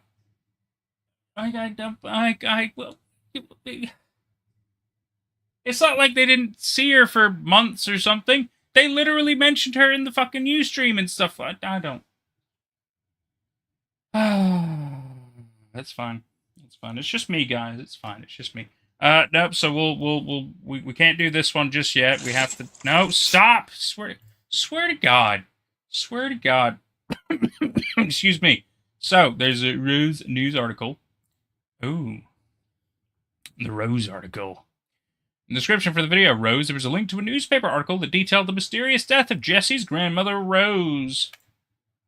Okay. There might be a transcript that'd be easier to read. There, of course, there is. Local philanthropist. She's a philanthropist? Wow. Found murdered in Jim Thorpe home. The body of locally renowned philanthropist Rose Redacted was discovered Tuesday morning by the assisted living nurse checking in for the morning. No foul play on the nurse's part is suspected. Local animal control has been on high alert since the discovery. Jim Thorpe police had originally locked down several city blocks following the report. However, had since claimed that this was not the work of a human attacker. 9 p.m. citywide curfew has been issued until further notice. Rose Redacted was known for her work with foster children and at-risk youth. Jim Thorpe, Mayor Mike Stafranco, had commented that her death is a direct blow to our community. The contributions of Rose and her late husband, William Redacted, will be remembered for generations to come. Okay, so that's because William was... Wait, no. Is this the same William who sent a message to Linny? I think so. Interesting. Inquiries concerning her family's history catching up with her were met with harsh feedback at the conference held yesterday evening. Ceremonial information will be provided later in the week, a representative noted. Oh, yeah, here we go. That's it. She said James Kornthal is her great-uncle. So she was related to him. Oh, what did I just do? Search results for uncle? No, thank you. I don't know if we'll avoid all that. But yeah, so I knew she mentioned that Kornthal was like important or related to her, something along those lines. So I don't know. Interesting though, very interesting. So that was the end. Okay. And more Twitter posts. Oh shit. Okay, hang on. What are the Twitter posts? Ren, what are the Twitter posts? Fuck. It's fine. We'll figure it out. Oh god. No, not have it. No, not these. Not the box. No, we'll get the box. It's Charlie. No, we can't go edit that. Get out of here. Get out of here. We've covered that one as well. It's fine. Was it February? Shit. Where in the timeline are we? Hidden videos. That's the one we watched. Yeah, we're a bit further than that. Yeah, we've seen that. Last week, Taking It Back is what we've seen. That's that one. Letter from Dr. Kornthal. Oh, no, hang on. Oh, yeah. Oh, so that's about box 4. Yep. Post video unboxing his prize. Includes the orange fur hat. Habit tweets. Drip, drop, slice, and chop. Chase the rabbit. Okay, fine. Just before midnight, Rose videos posted becoming a news article. Here we go. Tweet. Jeff tweets, our prayers go out to Jessie and her family this week. Such an unnecessary end for such a kind person. We'll be back home. We'll be blah, blah, blah, blah. Somehow, until then, her family needs her. Thank you, hybrids. And then, 2 weeks pass. Okay. I guess that's fine, because then we jump into the Warren Jester. Took him until March 7th to declare full round action as the Warren Jester? The fuck? Okay, well, anyway, Trial 5. That's where we're at now. Is Trial 5. Okay, March 7th, 2011. Habit announced the opening of Trial 5 with the following tweet. Trial 5 is... we're supposed to do this. It's fine. Create a beautiful handmade gift for a loved one. Perhaps for the one you neglected in the previous trial. By choosing a loved one to abandon, you revealed those more dear to you by their omnitance. Ommittance. Omnitance would have been cooler. Said personal gift must include a picture of the two of you. The gift must be a physical item. You should complete this by the coming weekend. There will be no actual submission period. However, proceeding in this trial requires the gift to be complete. You must complete this by the coming weekend, but there's no actual submission period. There isn't a deadline, but there is a deadline. Thank you, Habit. You're as confusing as ever. Fantastic. And then on March 12th, so about 5 days later, he tweets, second half of the trial will be released within the hour. So we've done the first half of this trial. Now it's the second half, part 2. And he says, I hope you spend a great deal of time on your gift. You must now present the gift to the recipient. If you have not yet done so, either way you must document your reclaiming of the gift. Tell them that this is a symbol of your relationship and of your love and destroy it. You have until this Thursday, the 17th at noon, to upload your submission. Remind them who made you do it. Send me a new email message with a link for confirmation.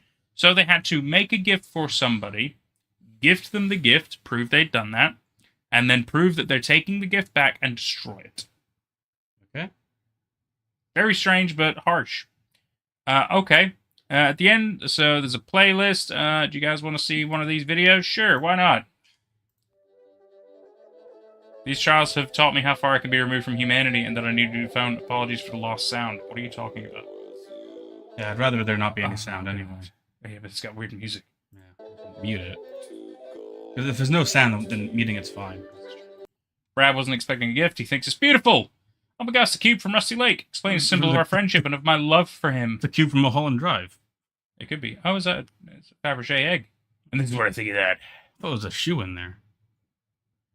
Look,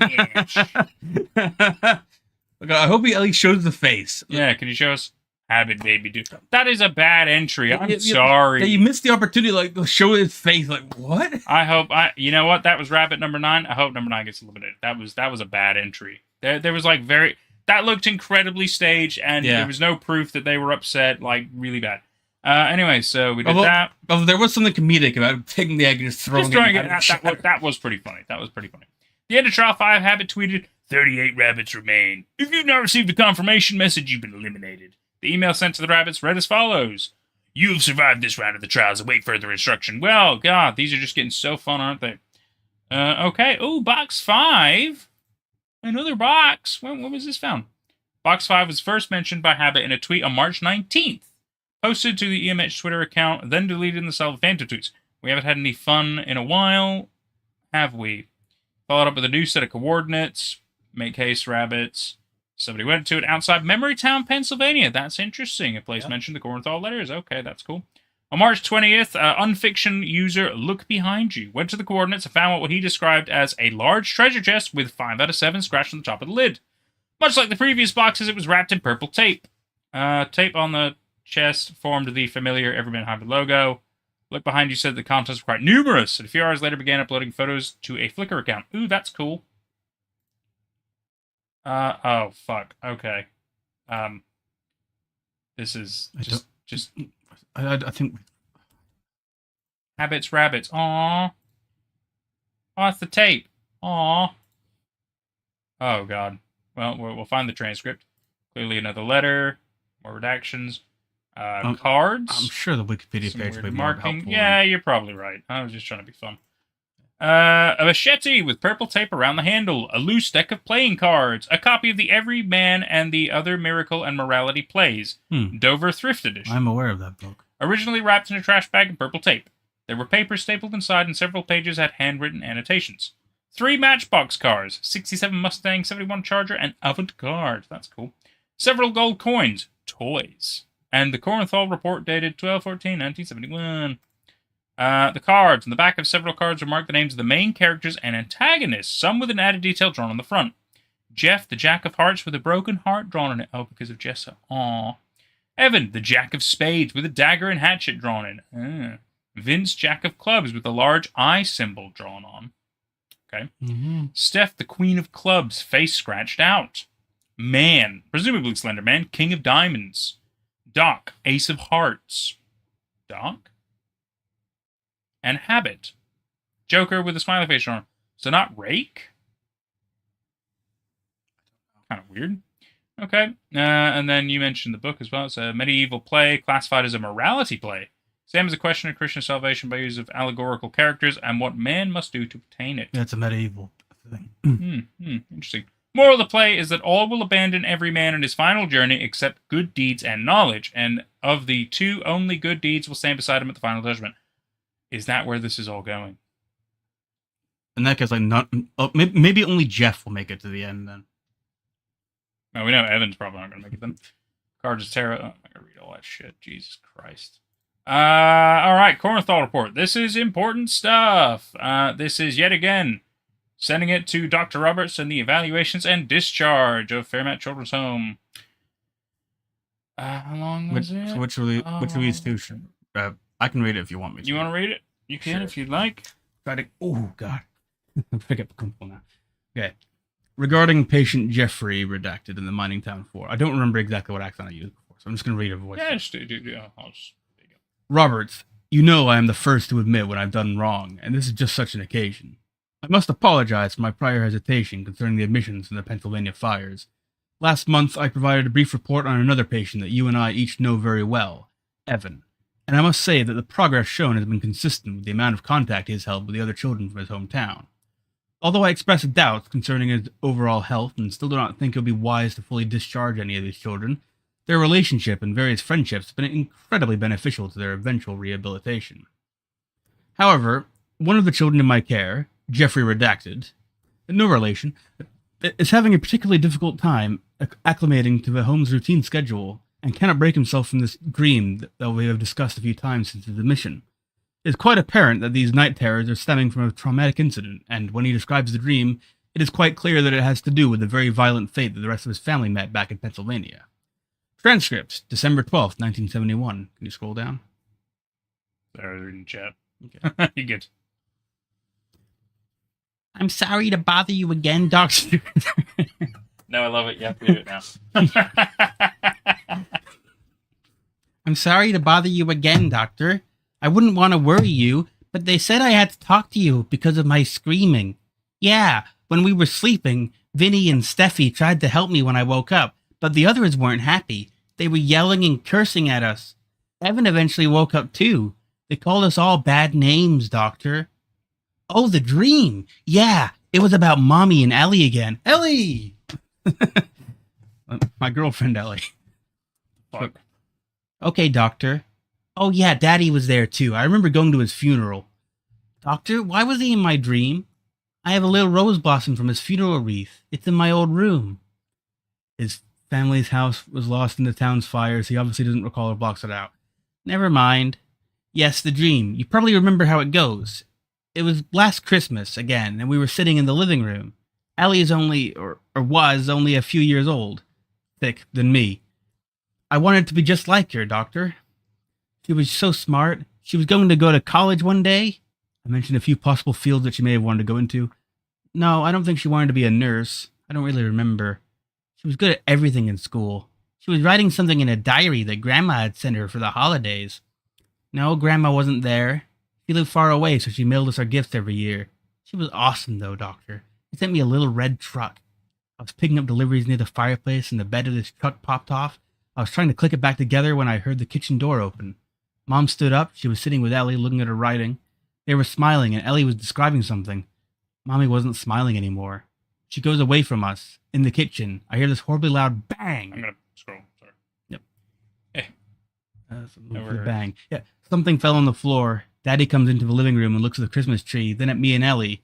He's smiling. He was just hunting because he has a shotgun and is covered in chunks of some dead animal. The blood of his mother, Roberts. He tells us Merry Christmas, lovies, and puts the barrel of his gun to the back of Ellie's head. Before she can say anything, he pulls the trigger. He walks over to me and kneels down to my face. He clicks the bed of the truck back together and hands it to me. I love you, Jeffrey, he whispers and kisses my forehead. I take my truck and place it on the ledge of the fireplace. Daddy, why did you do that to Ellie? I pointed to the hole in Ellie's face. I turned her into the Slender Man, kid. Daddy walked over to the Christmas tree. Can we just Ellie is Slenderman confirmed. Sorry, you go ahead. He's saying no. Where was I now? What did I do with Ellie? Daddy walked over to the Christmas tree and touched my favorite ornament, a little toy wooden soldier that he and I made over the summer. He taught me how to carve figures using his old knife, and I was so excited that he let me use a small piece of firewood we had collected for the winter to make a soldier for this year's tree. He bought some paints at the store. I thought I said he bought some pants. But he bought some paints at the store in town, and we painted it together. I asked the boy, Jeffrey, what happened next? He stopped talking and telling me about the dream. Oh, yeah. Yeah, doctor. He stopped looking at the ornament and looked back at me. Son, the man made me do it. Fuck the man. He put the shotgun's tip into his mouth, and I hear the bang again. I wake up, and everyone's telling me to stop screaming. Vinny and Steffi were holding my hand. They weren't telling me to stop. They were trying to help me. These night terrors are fortunately cut down to about twice a week at this point, Roberts. Oh, thank fuck. I was so sick of that kid and his whining. Kept fucking saying the same shit over and over. This is much better news than when the boy first arrived. Wasn't that a most splendid week? Obviously, these relationships that he has developed within the hospital have been serving to help speed up his recovery. I put in a request to move the children from their standard sleeping accommodations in the common hall to a new partitioned area. I want to try something, Roberts. They are each lacking a true parental figure at this point. I think that may be all they may need. Sincerely, Signature. Signature. Sincerely, Signature. Yes, that's my name. Dr. James Cornwall, MD. Fact. So that's interesting. Little bit of weird backstory for Jeffrey having some horrific Christmas trauma. Okay. Of his family murdering themselves because I guess Slenderman told the dad to do it. Yeah. Feels kind of like PT in that way. That's kind of cool, kind of horrific in a way. Slenderman is Ellie confirmed. That's still my favorite part of the story. Really strange, really weird. Don't know what to do with that information. But as Chaos says, Ellie being Slenderman would explain Slenderman randomly taking Jordan, I guess. Yeah. He eats normally now. Yeah, that wasn't Slenderman. I know. It's just, I just wanted to say that. That's cute. Let's see. Sorry about what's about. I'm sorry what's about to happen to you, Ellie, for real. You're Golden Freddy. Sorry for stupid unrelated joke. It's funny. It's funny. It's me. Oh, I see. Because Ellie said it's me. I see. Box 5. No strange for me. Doc is in Doc Cornthal. That makes sense. Read the extra inserted lines in the Everyman. That's the thing I was looking for. Read the extra inserted lines in the Everyman playbook about the Voyeur, Firebrand, and Guardian. Okay. The dramatis personae of the play has several new characters handwritten in. The Voyeur, the Firebrand, and the Guardian.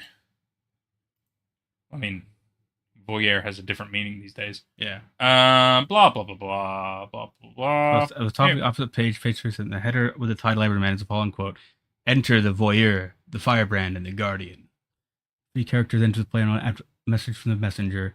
This play is one of morality and it seems the transitory nature of life. The characters introduced, the messenger pronounces, the story saith, man, in the beginning, look well, and take good heed to the ending. Be you never so gay. So gay. Then enter the main characters while the messenger still speaks as he warns against sin and notes that all of the Everyman's allies shall forsake him in the end. At the bottom of the page in the footer is written, the voyeurs shall watch from an emotional distance, insisting upon maintaining their strength. And then another fun part, and then at the end of page 39 has a line in the footer which reads, the Firebrand shall disregard obvious danger and assume the role of force. That's Evan. Evan for sure. In which case, who's the voyeur? Might be Vinny. Could be. And then page 41 says, the Guardian shall lose his heart and then his blood and fight to lose all he does. Well, that's Jeff. Yeah. And then page 43, the voyeur shall remain idle to all who see, however busy he may be beneath. Yeah, that's Vinny. Yeah, it sounds like Vinny for sure. And then the Firebrand shall lead an offense as he might, only to succumb to the war within. Yeah, okay, confirming what we think.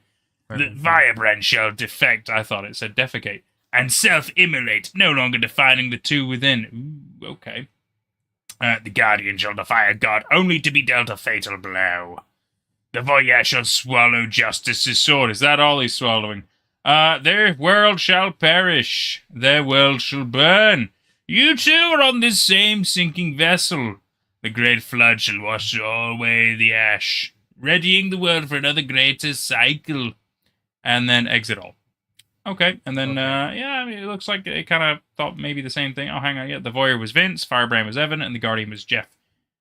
We don't know other stuff, so we're not going to read that. That's fine. Okay, I think we're all essentially on the same page here.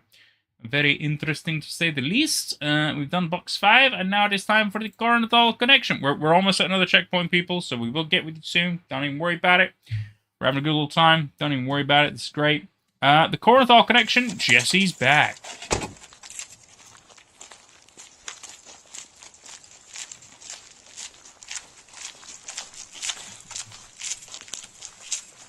Now we have a video that's too loud. And also, Nick, it was obvious. It was one of the most obvious things. We weren't supposed to know who it was yet. Really, Nick? Like, we guessed it. Nick. Let's just take a second here. How fucking obvious. Like, these characters barely have any character traits, but the one character trait that each of them has was described in the thing. One is incredibly aggressive. One is incredibly passive. Yeah, one is incredibly passive, and one has lost the love of his life. Yeah. I don't know how much more on the nose it has to be, Nick. Like, if you pay even remote attention to this, you know what it's talking about. Obviously, they're playing roles. We get that, but then why are there 4? They keep leaving out the 4th, and then now there's also sometimes a 5th. Who is Linny? Who the... I'm getting ahead of myself. The 3 are very obvious. Yeah. No matter how there's allegories or, you know, any of that jazz, it's very obvious. So it's not a spoiler because we pieced together the puzzle. Yeah, well, it's an interpretation kind of thing. It is interpretation. But our interpretation is correct. So, anyway, the Coronthal connection, Jesse's back. Maybe we're just too smart. Maybe. I'll take that. Thank you, Nick. Thank you. I'm annoyingly smart when it comes to reading media. Hey, Jess, you don't mind us filming, do you? No, it's okay. I'm sorry. I'd hug, but I have cameras.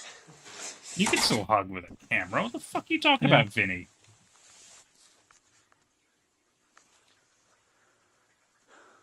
Hey, Jess. Nice Muse poster. Yeah, I was thinking the same thing. I was like, is that uprising? Like, that's cool.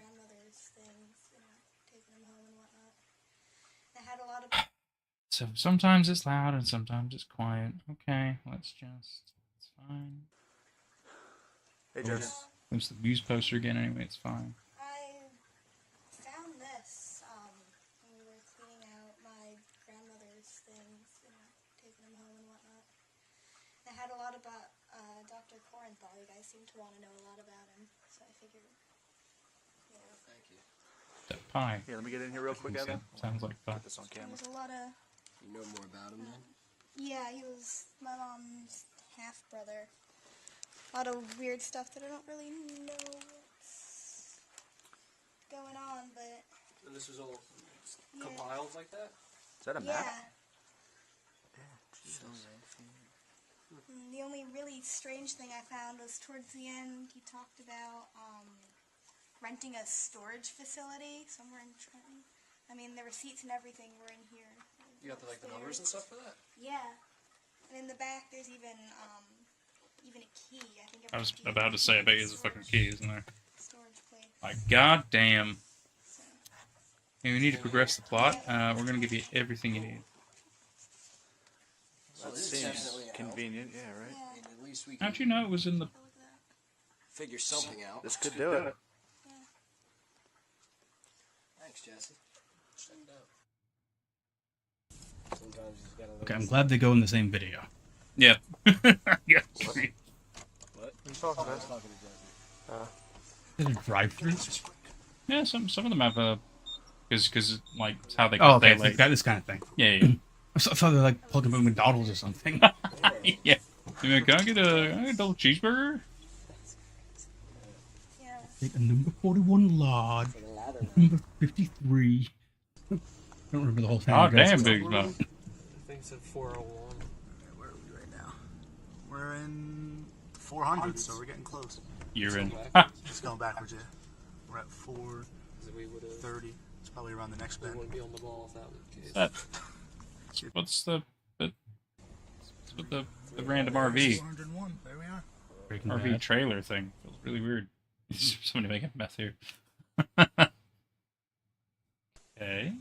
Long pause. That was weird. Oh shit, I got it. We will be with you later, chat. Don't worry. We do see you sometimes. Is the light enough? Should be good. I think we're alright. We're fine. Yeah, you know, booby trap. Alright, everyone, I guess take a box and let's see what we can find. Yeah, hand me one back there. This one looks like pictures. I don't care about this. Not a lot of stuff. No, in a storage unit. It feels a little weird to me. Oh, audio tape. That's cool. We gotta do. Everything's weird. Hey, look, a radio. Oh, that's not a radio. It look like a radio. Was your uncle into, like, What's that? I don't know, violence of any sort? What do you mean? Because I found As though I met him. one sick knife and I found some 44 Magnum rounds. There's letters in here from the 90s. I guess so. From 71. Man after your own heart. Why did you put all this in storage? There's a letter from 1971 here. How long did it say you paid this off for? I think Jesse, was it like 25 years you paid for this off? Yeah, I don't know, something. You look to see if you see anything. I think I did. By the car. This off for? I think Jesse said I think- was it like 25 years you paid for this off? It's possible. I could be wrong. I thought up there, but I could It's be wrong. possible. It could also be light refraction. Yeah. What is the... Something really like that. Yeah, we're gonna have to look through all those later. Shit. Pictures? Pictures. Tags. Just put all the stuff in the boot. Take it. There's like 3 boxes. Just take them. I don't even know what to make of this right now. You don't have to take the rocking horse. Take everything else. I mean, that's just creepy. There's no need for that. Sentimental, maybe? It's a booby trap. So they didn't do At that. least we've got something. Okay. We can go on something. I imagine that they did, but didn't realize it. Yeah, I thought. I'll have to look through it. Hey, Would it hey, Jeff, pop them in there? Probably. I got it. Can you open it for us here? Okay, I can't hear you when you're banging on the door, Jesse. Now, calm down. Is the door stuck? Is that what you're saying? Yeah, I can't open it. Alright, then. Revenue, or is it locked in Then there? we're gonna have to look for somebody. You're gonna have to go look for like one of the security guards or something. We're fine. We'll just stick it out in the dark. My phone's not working. Alright, hold on. Then you got the light. We'll try the My phone's not working. flashlight. Alright, I got one. There you go. Ready? You okay?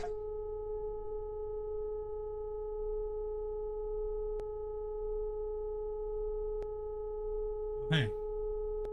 Did you not see him the first time? I wasn't sure if it was him or somebody else. Yeah, right.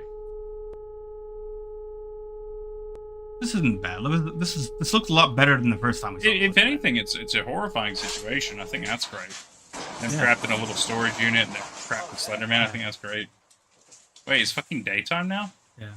I imagine. Oh, they're in the past. Oh, I was thinking they just passed out. No. Oh. They're in the past. Back when everything was black and white. That's Corinthal. Putting the rocking horse in the storage unit.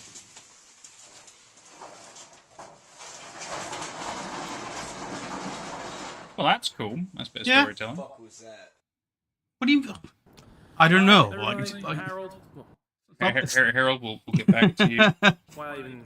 Harold, no offense, buddy. We might get to you. I'm kind of curious of your story, Harold. Vin and Jeff are interviewed by a fan. Yeah, you know what? We'll watch it. It's 3 minutes. Fuck it. Why not? Harold seems cool. To my right, well, it might be your left. Jeff and Vin, EverymanHYBRID. How's it going? It's a web series. Let's start with that one. So, I'd love for you guys started off with the idea of having pretty much a workout tape situation. I thought that was really interesting. Where did that even come up from? That literally just spawned up from him one day. He just said, "Let's go." He literally came to us with a name and a story and said, "Let's do," or not a story, series, and said, "Let's do this." And we said, "Okay." We started the workout videos, and that was that. We were cheap. We didn't want to pay for a gym. Yeah. This guy has a great camera. Yeah. People would follow us and give us ad revenue. Thousands of people from Jersey. You have like the situation just coming on this show that give ab advice. That'd be a horrible idea. Anyway, so I remember when you started off with that stuff. You started off probably about episode 2, maybe episode 1. There was like a little bit, but you started off episode 2 with like the Fate Slendy stuff. The little like the wooden doll behind Vin. There was the lights going out in the basement scene and the Slender Man in the window. I thought that was a great incorporation with the actual series. Where did you come up with the idea of using the web series of the actual, like the workout tapes to actually pursue this little like mini Slender Man episode? I thought it'd be a good Easter egg. Just draw viewers. Get viewers, pretty much. You know, everyone freaks out whenever At the time, we thought it was a great idea. Yeah. It is. I think it's working out very well. I mean, you guys have probably about 70,000 viewers in the first video, and probably 50,000 in the second. And it keeps going as it does. Almost that thing. Yeah, sure. But yeah. So how'd you guys go from, Fate Slenderman number 3 to like this great visual effect in number 6? What do you mean? Well, when like they went and like. I guess I can't remember if it was your house or Evan's house. It was Evan's. Oh, it was Evan's house. All right, when you were in episode 6 with Evan's house and you turned into sideways and you had the Slender Man with the whole shaking head. Like, I can't figure out how you guys even did that. This is a fake interview. Yeah. In the videos, this is happening to us. We're just showing you guys what is going on in our lives. But that's like preposterous. We thought so too. I mean, you go from episode 3 with the pushing of the car, and then that, and then. So you're telling me this is real? There was no jump in technology. We didn't get better at anything. It looked faker when it was real. We have. What are you people listening? I don't know. We called it or summoned it. So then, wait. What's actually happening to? Do you mean this? You mean like? Your friend Randy's actually, like, dead? Who? Your friend, the one that Habit took, and what happened to Jessica? Yeah, but we gotta get going, man. She's coming. What the? They even take the interview, then. We gotta get. Thanks, Sorry, thanks for the. just had to be rushed, but thanks for that. Wait, hold on, guys. I just got. Oh. Well, this was a fun waste of time. Yeah, it was cute. But this, oh god, like. Cute, but strange. Like, I was mad about that kind of writing even back in 2011. Like, I came up with a name for this. It was I called it the Mr. Charles principle because it was based on Inception. The idea of like you're invading somebody's dream, like you're invading, but like you're trying to convince them that everything else is fiction, but I'm not fiction. And I don't know. This is a little bit different than that slightly, but. It's trying to say like, but like all the other videos, they're just fake. Like Slender Man's fake, but ours is real. But they're doing it in their own series. Like, these Slender Men were fake, but this one's real, even though the real one looks fake, and the fake one actually looks better than that. Like it just, like it's very risky because it invites people like me to actually like think about this thing and realize like. Actually, no. If the first one's fake, why should I believe you now that this one's also not fake? Why shouldn't I just assume that you're still faking it, but it's an additional layer of the faking? Like, why should I believe you now? Like, I have to suspend disbelief to do it, but I'd normally be doing that anyway for fiction, but you're making it harder by doing this little switcheroo. I suppose. Anyway. But like this video just annoys me because he starts off like the first thing he says is like these guys made a web series and they just go along with that, making it sound like it's a regular interview. Like they should have objected to it then. Like, no, it wasn't a web series. Like, this is our actual YouTube channel. We're actually doing this. Yeah, no, that's true. It went from being a fun, potentially real interview into very much like oh no, this is all still a fake thing. Okay. Yeah.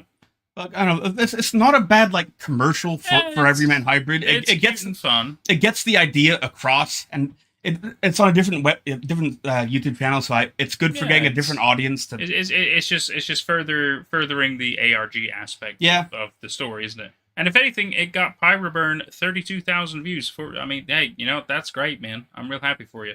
118 subscribers though, so you know what? Just for you, buddy. I'm 119. Anyway, so the last one on our guide for this chapter, that we're calling this chapter, which will most likely be the last video we're going to be watching today, as we then go into further discussions and breakdown and wrap-ups and stuff, is one step forward, 2 steps back. Apparently, this is a great video to end on for this stream. We have Ren to thank for all of this, making it much easier to figure out. Let's go! So basically, guys, we found what that serial number was for at the bottom of the microfilm canister. Traced it Apparently what it was. Yeah, well, we later found out that's what it was. But it led us to the Hamilton Township Library, which I called someone there. I got a hold of some girl named Alexa or Lexi or something along those lines, and she basically went to this. Hey, Alex, we're just explaining something real quick. Hey, boys. She basically told us that they transferred the microfilms over to computer a while back, and we'd have to go in and talk to the head librarian. We'll go do that now and see what we can find. You want to go with us? To the library? Yeah, we got some stuff with that box and all that stuff we got from that room. Alright, let me ask Mom real quick. Alex. You know that? Jeff, it's been months since they've been gone. I know, it's man. unnatural. This isn't the grieving process. Okay, I like I'll that. talk to the doctor soon or something. I don't know, man. That was nice. That was a nice little detail. Just give me your stuff and we'll go right now. We're fine. It's a beautiful day outside. Can I go to the library? I don't know, Al, not tonight. It's getting late. Alex, we don't gotta do this. Just get your stuff. Sorry, guys. I'll go later. Alex, it's 10 in the I like morning, this. man. That's fun. Yeah, that was nice. That's a good, weird, like, character development thing. I like that. Yeah, that was good. Let's go. It was like I love that the other two actually responded to it. They actually were like, "This is weird." Like, that's what I'm yearning for. Exactly. Just anything else to remind you that it is a little real. Yeah, even if it's not. I get to play the wait while Vinny goes and talks with the chit chats girl behind the desk. Did you remember Safety Town? Oh man, it never looks so ominous. Yeah, right. It's about to rain. Alright, well, are you You look so happy about it. Got a number. Oh, spare me. Whatever. She knows what we're talking about? Great.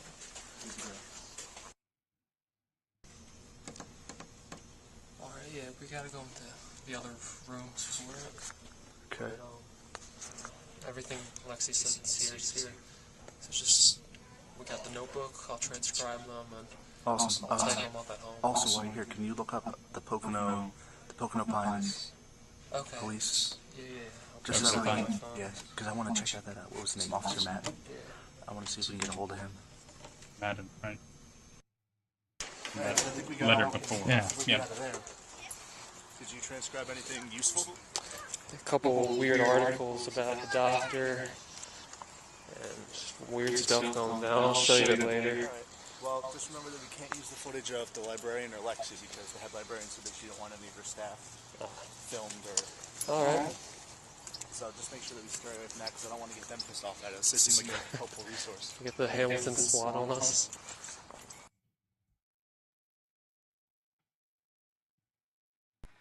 Alright, so right now, we are in the car. We just got the number for the Mount Pocono Police Department. Jeff's giving Spooky him a ring news. to see if you can't talk to Officer Matt, was it? Or at least find out where he is or where we can contact him. So if he ever gets an answer, we'll record it just for the sake of recording. Got it? It's right. Hi, my name's Jeff. I'm looking for. I'm a silverfish. Forwarding information or some sort of address I could contact an Officer Mattin. My father was a family friend of Mattin's, and I'm trying to find him. Alright. Okay. Thank you. He's dead. They're forwarding me. He's a new guy. Working at the... Hi, my name's Jeff. I'm looking for an Officer Madden. Down a fire, conveniently. Oh. He got elected president. I'm sorry. He started a football league. No, I won't call back. I'm sorry to hear that. Wow. Thank you. Oh no, he's fine. He just doesn't like us. Officer Madden killed himself last year. Last year? Yeah, I mean, he was older. Damn. But he fucking offed himself. As horrible as it sounds, why does it seem like all of our leads... They're just dead? Dying? Yeah, I'm glad they've at least, brought it up.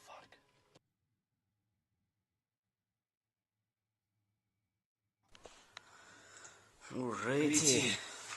Is it your turn or my turn? Your turn.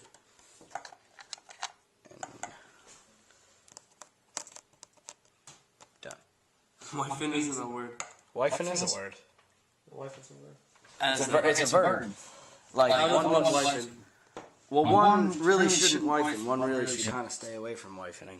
This is the Thunderman meme. No wifing in the club. Give me $20. Typed up. I mean, I can't get into our MediaFire account for whatever reason. It says something about password change. So what is this? But we can put it up as a Google document. This is something we got from the library.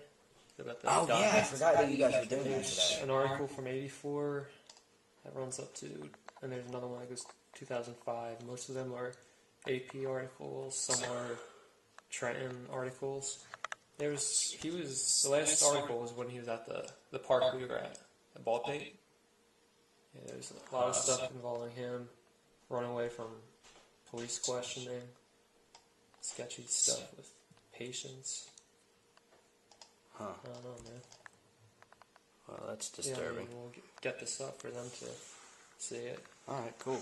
I mean, it's like, there's some articles about him fleeing, and then others he's being honored as a guest. In Hamilton, too. I don't know what the hell to think about this guy. What is, what's this thing? Has this done anything yet? No, I mean, since... Has it ceased? Nothing, it's been quiet. I don't know if you guys are fans saw, but this thing was Rick Tick-Tickety while, that certain incident occurred in a certain storage facility, so this thing seems to be doing something. Dagger counter then? Well, or somehow that caused the like a little time travel device is my assumption. What do you mean he's back? What do you mean? Ooh. Alex, you're getting some action, alright. Is Sparky still out there? Hold on, dude. Wait, whoa. Hold on. Okay. What's going on? Sparky? What's going on? You want me to get something?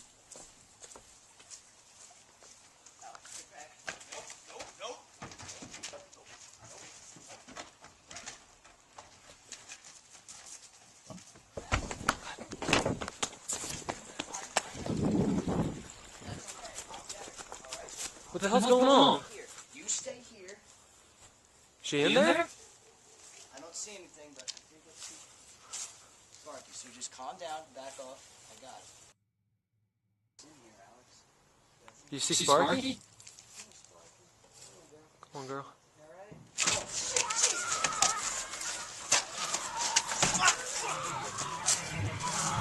Man.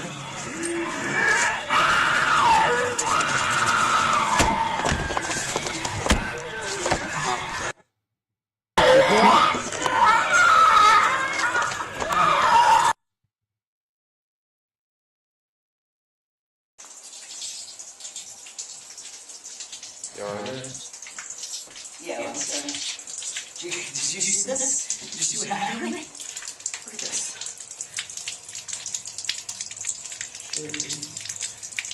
I don't think Sparky did that. Shit, not any. Don't Sparky me, man.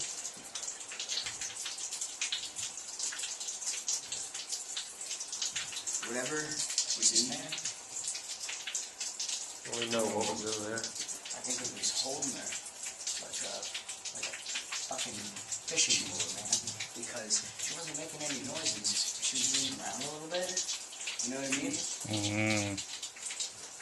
But all I knew was her moving her, you know? Like, Yeah. take something. You want to go to the hospital? Kyle? I'm sorry, man.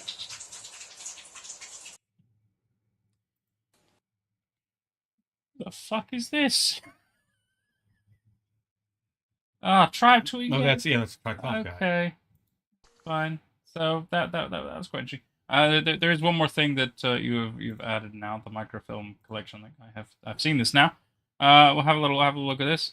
After the release of the 420 document, showing a mysterious metal canister. The fans helped Jeff determine that it was a microfilm canister from the Hamilton Township Library. During then the video we just watched, Jeff and Vince went to the library and retrieved copies of the original material, which Jeff transcribed into the following document and released with the video. Gotcha. Disgraced doctor spends an evening in the ER. Oh, I see. So is this about Corenthal? Yes, it is. May 23rd, 1984. Sporadic practitioner of pediatric medicine, James Corenthal, spent several hours late Tuesday night in the Good Samaritan Regional Medical Center, receiving stitches in multiple occasions on his body after an incident in a local restaurant. His assailant, whose name was not released at the time of this report, spent the night in the county prison and was released early the next morning. In brief response to questions concerning what invoked such an attack, Corenthal stated, "I was only looking into the history of my children's former lives. The locals simply didn't want anything to do with me." Corenthal is known for his work at the Fairmount Children's Home, Ohio, and the troubling incidents involving his adopted and since deceased children. So I guess they did die. Traveling physician honored at banquet, generously donates in 1993. Hamilton Township Mayor Jack Rafferty honored Dr. James Corenthal Wednesday night with a banquet held at iconic Angeloni's Cedar Gardens in Hamilton Square. Corenthal, nearly crying, thanked the mayor and the community that supported Corenthal's ongoing, albeit unclear, research. Cedar Gardens sponsored and funded the event, bearing connections to the young patients the doctor was caring for at the time. Local families were treated to music, games, and the mayor's appreciative speech, culminating in a surprise announcement from the doctor to donate a generous amount of money to the Hamilton Public Library. Interesting. Corenthal's generally private and quiet wife was also flown in for the event, procuring a tearful reaction from the doctor. So we understand, at least in the 80s, that they died. His adopted kids died. Yep. He's been doing research and other weird shit, and in the 90s he gets a little honorable banquet. 2002, physician sought questioning flees authorities. Jack Willers, 43 of Monroe Township, was found dead in his garage early this week. A preliminary investigation reveals many signs of a struggle between Willers and an unknown suspect. Investigators state that their findings show signs of a struggle lasting a few hours at the minimum. Monroe Township Police sought to contact James Corenthal, MD, after finding that he has a brief meeting with the family hours beforehand to meet Jack's troubled son for the first time. Corenthal is not immediately a suspect, however. His flight is a concern worth noting. Suspicious doctor ducks authorities again in 2003. Following a double homicide of Drew Maureen Henson in Bourbon County, police are issuing a warrant for the arrest of James Corenthal. The couple had been found brutally murdered with signs of an intense struggle in their newly purchased home early last month. Although no immediate evidence signals Corenthal's involvement, the fact that he had met with the family earlier in the day to discuss the condition of their suicidal daughter raised some flags. And that would have been Stephanie's family. Would be my guess based on her edgy Tumblr side. Suspect children's doctor flees yet another murder in 2005. The entirety of the River Road/Lambertville corridor was shut down early Monday morning. Police warned of a highly dangerous suspect in the region after finding a small eatery massacred in downtown Lambertville. The inside of the restaurant was likened to that of a riot, implicating a massive fight. At least a dozen bodies were found in the aftermath of the skirmish, with the total count unclear. A security feed shows the suspected James Corenthal fighting off the victims. Corenthal is first seen backing into the frame, leaving investigators to believe that he induced the riot. He was last seen fleeing the eatery and into his car. The vehicle was found discarded less than a half mile down the road on Fiddler's Creek Road. Corenthal is suspected to be hiding out in the state park. Okay. So it sounds like wherever he goes, bad stuff follows him. Yeah. I wonder how related that is to everything, because you really have to wonder. So, I suppose yet again we just don't have all the information, do we? But he understands that the children from before when he was, when they were either in the hospital place or when he adopted them or whatever, that they clearly had issues and problems and such, and even claiming that they have horrific memories, that they have, I suppose, demons. I don't know if the kids really say that, but based on their mannerisms, it feels like they clearly have issues, and in some cases, there's a physical reason for those issues. Maybe there is something following them, like Slender Man, or I suppose the Rake, or whatever. Or Habit, with Evan. So he's aware they have issues. They end up dying, somehow. We don't know how. We just know that they died. He's doing research. He's doing typical stuff, I guess, around the country. And then all of a sudden, in the 2000s, he is seen visiting a variety of people, including families, and all the people he visits die. Yeah. But I get the feeling that the people he visited were parents of these kids. Maybe. Which means they had to have come back somehow. If they have died and these are the same kids, they have come back, and somehow they're exactly the same. And the entities reattach themselves to them. Maybe, yeah. Maybe not in the exact same one for one. Maybe like they swap or something. But yeah. There's just a lot of strangeness so far. I'm intrigued, but I still am confused in certain aspects. But I guess yet again we're going to find a lot of this stuff out in the future. It's just interesting. So, and yet, well, maybe we just haven't found the documentation about Corenthal maybe seeing these entities and creatures and fully understanding what's going on. Because if he's been alive for quite a number of years, especially after the 80s all the way up to at least the mid-2000s, you think he'd have some level of documentation about these entities, creatures, demons, whatever, that have plagued his children and are plaguing his future children and probably himself. He may do, but we don't have the lore yet. Yeah, no, exactly. I'm just getting ahead of myself. It's I'm getting pretty into it. It does feel a little dense. That there's certainly a lot of information that keeps trying to throw at you to continue this, which at least is trying to explain a lot of things and piece it all together, which is good. I do appreciate that. It's making a lot more sense now that we have more of the context and we have more access to the information. We have you guys, and obviously we have Ren's guide that really kind of help piece together what we really need to know. I think, for me, it helped a lot.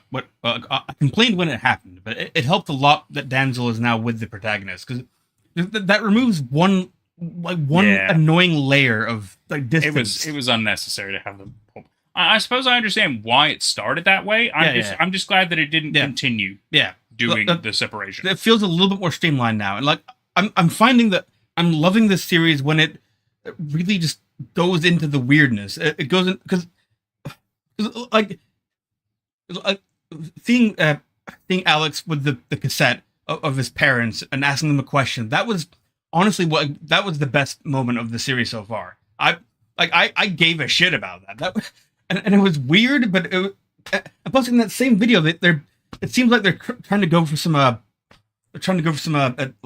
timeline kind of things, because they were kind of how is it sometimes Dr. Corenthal is hated by the community, sometimes he's awarded, although I think there's an innocent explanation for that, but I also think it's probably trying to do the more impossible thing with different timelines. But the point is maybe. The point is it is throwing a lot of information at us. It's not necessarily trying to make sense of it just yet, but it just feels like we're with the protagonist, completely lost in some weird shit that's happening, like the time travel. I didn't mind the time travel. That was just baffling and unexpected. I think the good part about the time travel, besides obviously the fact that it was happening, is the fact that they had enough of a filter that kind of told you, oh, this is different. Yeah. And I think that's good. That's always a good storytelling aspect that you should have. Anything that just kind of tells you, hey, what you're seeing might look normal, but it is not normal. I think that's always good. I mean, I think that the filter was the silly part for me, but I don't know, something about the fact that we actually saw another actor, or an older man, and our protagonist just were dumbfounded. They didn't say anything. They didn't do anything. They just kind of went with it. They seemed reserved. They seemed like we shouldn't mess with this. If anything, they should have been like super excited that somebody came and opened the thing. Like, oh, thank God we can get out of here, right? Yeah, I was expecting that, but in hindsight, I'm glad that they just that's what clued me in that this was something strange. This was something was happening. Oh yeah, for sure. It was definitely odd, wasn't it? Yeah, because it's starting to get a bit more to my taste, in that like the series is caring more now about taking me along for the ride, right? Like letting me feel like I'm baffled with these guys, rather than I don't know. It's got a special train car for you now. Yeah, I love the Alex thing. They finally got him through the queue. He's now at the front of the line. They go, "Hey, you got your ticket. Let's get you on now." Yeah, we've been in the queue, but now we're finally on the train. I love the Alex thing, especially because like this was a plot point we found out about in a previous stream. That Alex thing was it was a good detail. And like, because when we found out about it, like there was no evidence for it. We just found out the detail, and that was annoying. But then here they actually do something with it. That was cool, yeah. And it's something that I wanted to see. I wanted to feel this slight uncanniness. How does he play that they're still alive? You know, and that was certainly weird. I love that it was obvious. Like it was just a cassette, like a radio thing that he was holding in his hand. So that was good. I wonder if that's all it says on the tape. It's just always "No, not tonight." It's like, can you imagine? It's always the same response. No, sorry, my mom says no. It's like, that's all it says on the tape, Alex. You gotta change the fucking tape. Can you imagine? I think as a prank, I would have changed the tape and just. I mean, obviously he would have noticed, but can you imagine? Like, if he starts playing like music or some shit, I think Alex would like go to a murderous rampage. Like he'd hear music and he'd be like, "Oh, mom's in the shower. Oh, she's busy right now." I'd be like, you're still playing along with it, aren't you? That's weird. This is it's definitely getting a lot more interesting, and I'm excited to see where it's going to continue going. I still feel like a lot of things logic wise are odd. Yeah, and it sounds like they're kind of trying to play into that more. Yeah. Like, if they keep on doing that, if they make it consistent, they can make it work. Yeah. But like so far, they haven't done just enough yet. But yeah. But I'm liking what I'm seeing. Yeah, I definitely think it's getting better. I'm certainly looking more forward to how it's going to continue, especially if we're still apparently early into this. And also, Nick says that we skipped an Alex video, which was apparently the last Alex video ever. So we may as well watch that. We should watch it then. I mean, if it's going to be the last one. Oh, the slapping the bass. We will watch it. And also the last one ever. And also Prince Duck has a question for us. But that's fine. Yes, Prince. We can watch your Meatlies. That's okay. But we're going to do this first. Thank you all again for coming out. We really appreciate it. We got one more tune for you guys. Chances are you'll recognize this one as well. And here we go.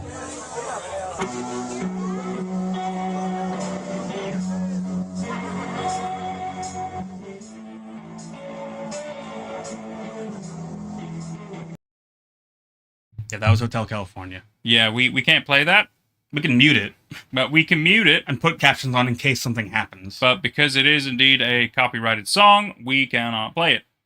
Hotel California. I thought that was a person's face, but it was just like his hoodie.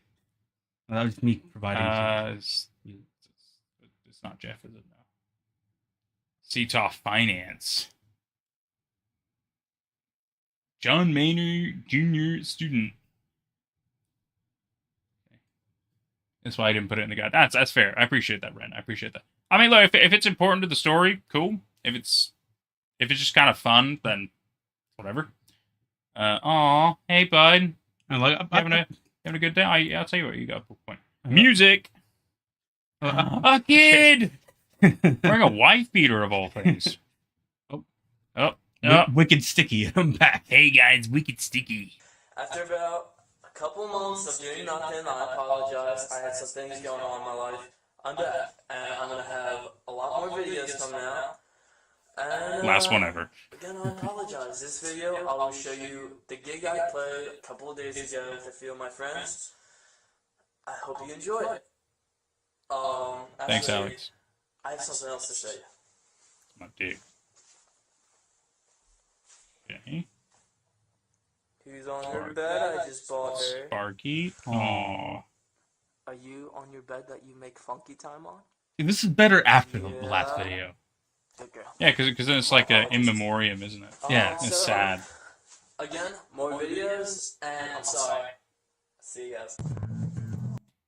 Yeah, back to me. Just in case they play anything copyrighted. Otherwise, I got to deal with YouTube, and you know, it's super fun. Yeah. I guess that's just it looks like it just kind of music now. Okay, well, yeah, that's it's fun. It's fun. Not super relevant to the timeline. We don't need the timeline. Yeah, okay. So that's where we're at for Everyman Hybrid at the moment. I am certainly intrigued for next week. No doubt about that. We're not going to wrap up. We are going to watch the Meatleys thing. Don't worry, Prince. Don't worry. I'm sure we're all going to be incredibly lost because it's, episode 6 you said. We don't know the first 5 because I was going to wait for you to have more of the things out so we could watch it all at once, but because you really want us to watch episode 6, we will watch episode 6, and we're all going to be incredibly lost. But I'll do it for you because I will. I like being lost, so I'm up for it. Lost is fine. Weird show, but it's, it's fine. I don't know why people love it. But bear with me. I'm really far away from my keyboard. Ugh. It's not typing. No. And my own project is still coming. I'm waiting on a collaborator to do something for me, which might take him weeks, but it's coming. And when it's here, you'll hear about it. I'm gonna have to find you somehow, my friend. Your SEO's not. Oh, there we go. There you go. Or is it a different channel? No, this is the channel. I see episode 5, so I thought you said episode 6, but I could be wrong. Meatly's Dream Project. Yes, I where is that? They play Higher Ground. Oh, I bet. Sweet.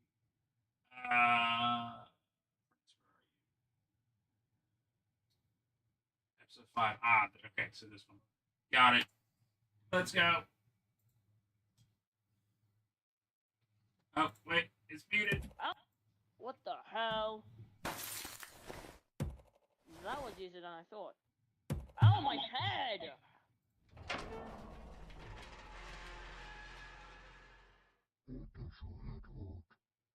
What did you do to me? Double captions.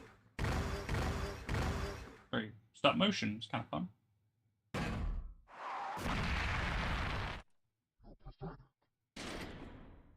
You're pathetic. Not you are.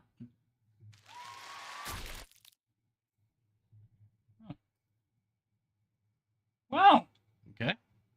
That's interesting. Yeah, that's cute. Like nice little not, style. Yeah, I quite like the. It's not exactly stop animation, but it makes me think of stop animation. I like that. It's animated, and that's nice to see. Yeah. That's quite good, Prince. It's quite good. But like I said, when you got more of it ready, and you let me know, we can do a proper little like sit down fun stream thing for it. That'd be great. Good stuff, buddy. Good stuff. Very proud of you. Keep coming. Keep coming. How about Lost in Vivo? Oh. Nathan's already covered that. Already done that, Chaos, yeah. I can send you a link to the playthroughs if you want. I tried playing it on my YouTube channel, but the video was corrupted, but I was able to get the audio of me screaming at the first enemy. It's great. I love Lost in Vivo. It's a fucking great little... What you poor fucking dog? Goddamn game about finding a dog. It's beautiful. Then just a whole bunch of weird shit. It's beautiful. I love it. Good. One day we should do McKaylee hitting metal. McKaylee hitting metal? Is that a band or is that a... Google that. McKaylee hitting metal 17 times. What? McKaylee hits metal. Also known as You Hit Metal 17 times in other TV thing? TV tropes? No. Analog horror comedy series. Oh, that sounds interesting. Okay. I'm gonna make a note of that. McKaylee hitting metal. Great. McKaylee hitting metal. Awesome. More stuff to watch. We love that. Very good. I like that. Good recommendations. Fantastic. Is that updated? I don't know. Let me check this. So, how's everybody feeling? Are we all still quite lost in Everyman Hybrid? How we feeling? How's our vibes? How's everybody doing? How we doing mentally? We all still all right? We enjoying the series so far? All right. I mean, I know you and I are. We're having a decent little time. Yeah. Obviously, we're not in like love. We're not like, oh my god, I'm like a big fan now. I don't get fucking ahead of yourself here. It's getting better, but that doesn't mean I'm like, gonna buy an Evan body pillow or something. Even if there were Evan body pillows, I'd probably still buy it. That's just me. Oh god, check. I've got to figure out a different situation because like I said, when I do the Twitch stuff, I can make that bigger, but I can't seem to do it for the YouTube. I got to figure something else out for that. Where is the third part to Weird Birds Part 3? There's always one. There's always at least one. I don't know. Yeah, he doesn't make it. I don't make it. I just narrate the story, bro. Arkasukas does it. And it's like halfway done. And there hasn't been an update in about 2 months now, actually. So, yeah, I can only cover it when it's done. Hasn't changed. You'd know, because I always update a thing every week. If people read it, they know what I'm doing. But it's not your fault. You probably knew. Not your fault. Happens every single time, though. Every single time I ever do anything, somebody always asks, where is Weird Birds? Or where is TSV? I even had one person one time ask, is there more Dear David? And I was like, wow, you are so out of the loop. I try to say stuff at the end of videos to let people know what's up with them, but yeah, it's fine. Far from lost, but that's a given. Well, of course, Ren. I know you know. Chaos says, life is a fever dream, but my day was shaping up for that anyway. Stream's been great. Really happy with the way the guide turned out for you guys thus far. Thank you, Ren. I mean, honestly, with you guys, with Nick, with Leafy, with all of your help, Greek as well, we're able to make a lot more sense of the series. It's easier to understand. We understand there are certain things we should read, which is what we obviously started doing a lot more of. And it's made a big difference. It really has. If anything, we at least understand more. Yeah. And it makes things more impactful. And it's really good when we have revelations of like, oh, yeah, this is that. And oh, this is because of this. There's still a lot of things that are just stupid or don't make sense. And, yeah, it's fine. Not everything's going to make sense. Not everything ties up in a pretty bow. I mean, even in, like, proper shows and stuff, it's like, hey, it's fine. But for the most part, it's getting there. It's getting better. And I'm certainly more invested. And the fact that we're still in the 7 Trials of Habit is also interesting. So we haven't hit the end point of that yet either. Nope, we haven't, and we haven't hit outside help yet. I wonder if when the trials end, the boxes end, the collectibles. They might do, because we're on 5 out of 7. Exactly, and we've hit Trial 5, or I think we've ended Trial 5, but still. Very interesting. Very interesting. I wonder what's going to happen when the Habit stuff is done. Because yet again, if we're only like 2-something hours into this whole thing, and it feels like the trials are ending soon, there's got to be more. There's got to be more stuff. Habit's not just going to fuck off after that. That doesn't seem like his style. I'm curious. I'm very curious. Need a live stream without Weird Bird questions, son. It's never going to happen, Chaos. People are just going to show up and they're going to ask. It's fine. Even if I put up a thing. I mean, I literally put up a Q&A video I think a year ago or whatever, and the title literally says "When is Weird Bird Part 3?" thinking people will just go into that and it'll tell them, and they still come and tell me anyway. It's fine. They just don't care. They just want to hear me say it. I guess you just torture me. That's fine. Nick says you should watch Hiding in My Home in the future. Let me make a note of that. I don't know that one. Hiding in My Home. I like suggestions of things I haven't watched. Gives me things to watch, especially for future live streams. That'd be great. As long as there's no copyright problems, but we'll look into that. That's fine. It's great. Starts out strong at 14. It's 49 videos. Awesome. Greek says this ARG is a little nutty towards the middle. It kind of shifts focus hard. Oh. So we haven't even hit the nutty section yet? We're just in Confusion Town. Okay. Or I'm sorry, Memory Town. Ren says, yeah, the meat of the EMH's mystery takes a while to unveil, but what I think makes it fun is that process of piecing it together. Is there more mystery to this? I feel like we kind of have a fair understanding of what's going on. I mean, yeah, I suppose more detail is good, but I feel like there's a cycle of these kids living and dying, and somehow that's connected to Corinthal. And I guess the entities are perhaps a byproduct of that. But at the same time, they came before they died. So I don't exactly know how it all works or how that's going to yet again conclude. But maybe I just don't know. Maybe I just don't know. Maybe I'm just assuming the wrong things.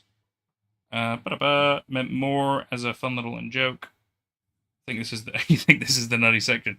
I think so too. You could do Dr. Bosch if you want to do an unfiction series. It's really good. Dr. Bosch. I think that name is very familiar. Is that the one who did the boiled one? Could be mistaken, but I think that is Dr. Bosch. Which the boiled one was good. Incredibly annoying in Minecraft. Like the fucking most annoying bastard. You got the gist of it, yeah, there's just a lot more to it. There's more to it than what I've said.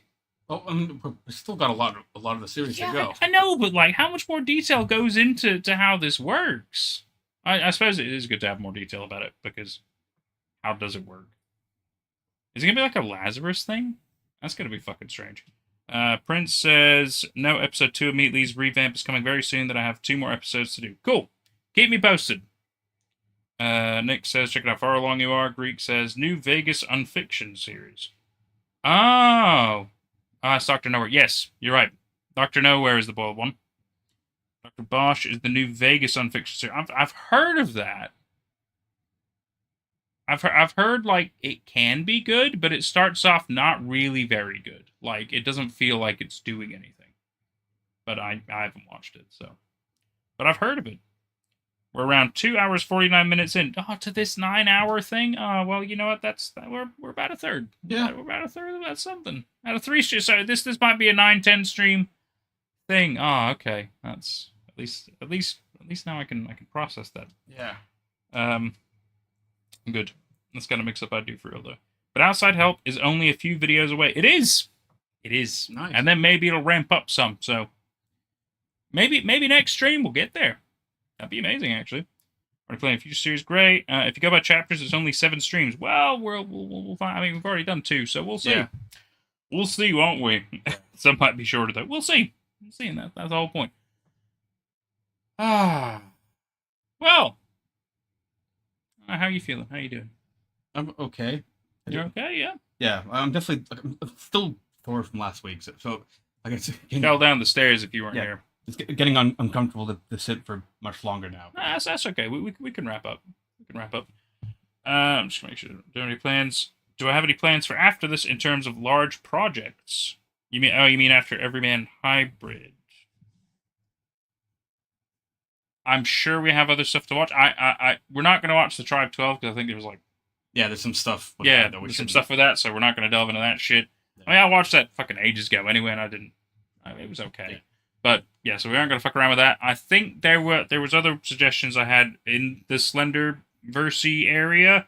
Hang on. I'll see if I've... Oh, I think I've got it on a Google Doc. Because we'll kind of keep in the Slender stuff for the moment. If I can find my Google Doc. I have it in my drive. Because there was like Red Hat or something like that. I remember that being one. Is there things to watch? Nope.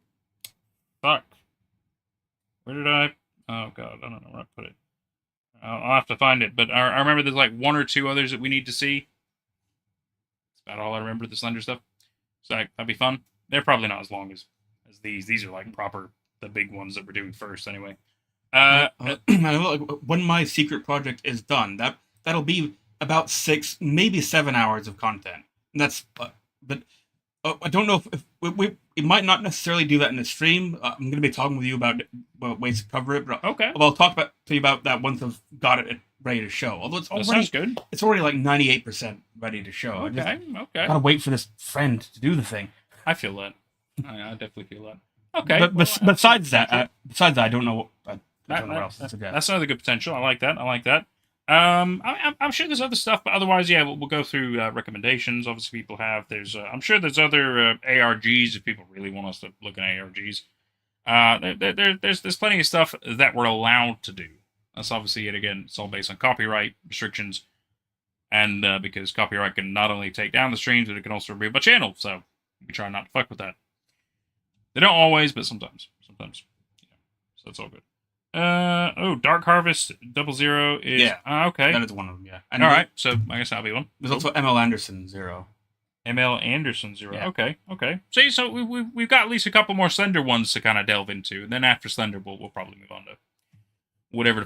Maybe we'll take a break after Everyman Hybrid. I feel like this one's going to be quite a big one to melt our fucking brain and everything. Yeah, we could take a break from Slender Man. Yeah, and then we can hop back into it later. I think that'd be fun. Awesome. Yeah. Well, this has been fantastic, guys. This has been a wonderful little time.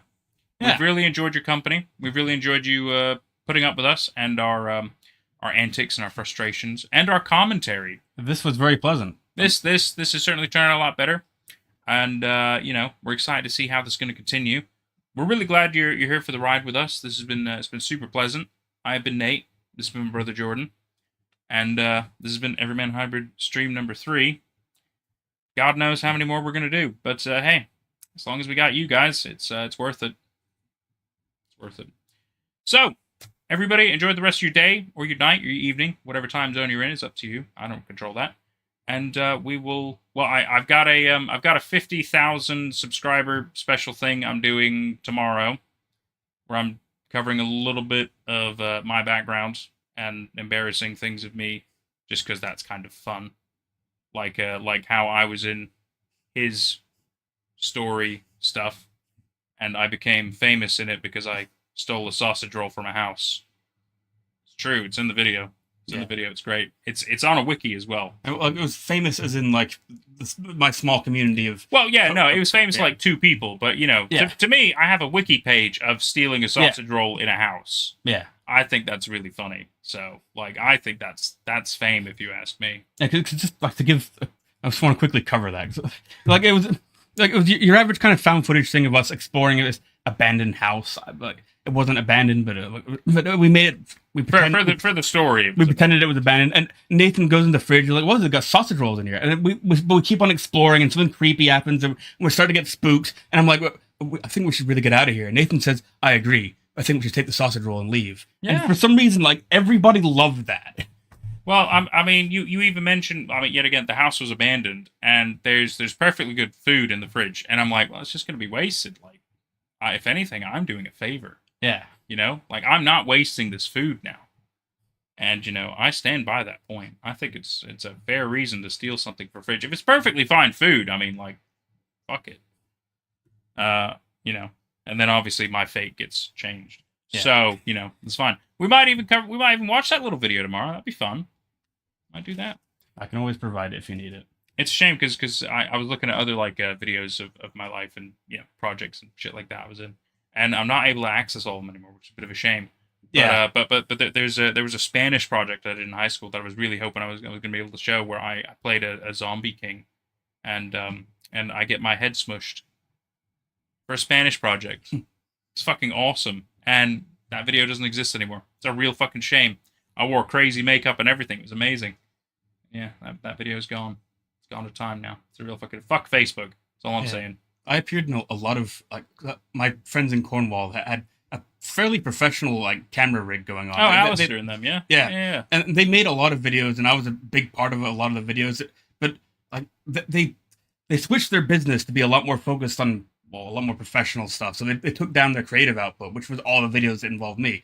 So I can't access those videos anymore. That's weird. You think they'd have an archive or a hard drive or something with that stuff, right? Yeah, you would think so. That's the thing. You'd always think if you got something that's even remotely decent or worth keeping, even for a portfolio in the future, you want to hold on to that stuff. Yeah, I agree. It sucks whenever people take down something that you're like, yeah, it might have been cringe or stupid, but it's nice to look back at them maybe and laugh at them in the future. It's kind of fucking fun.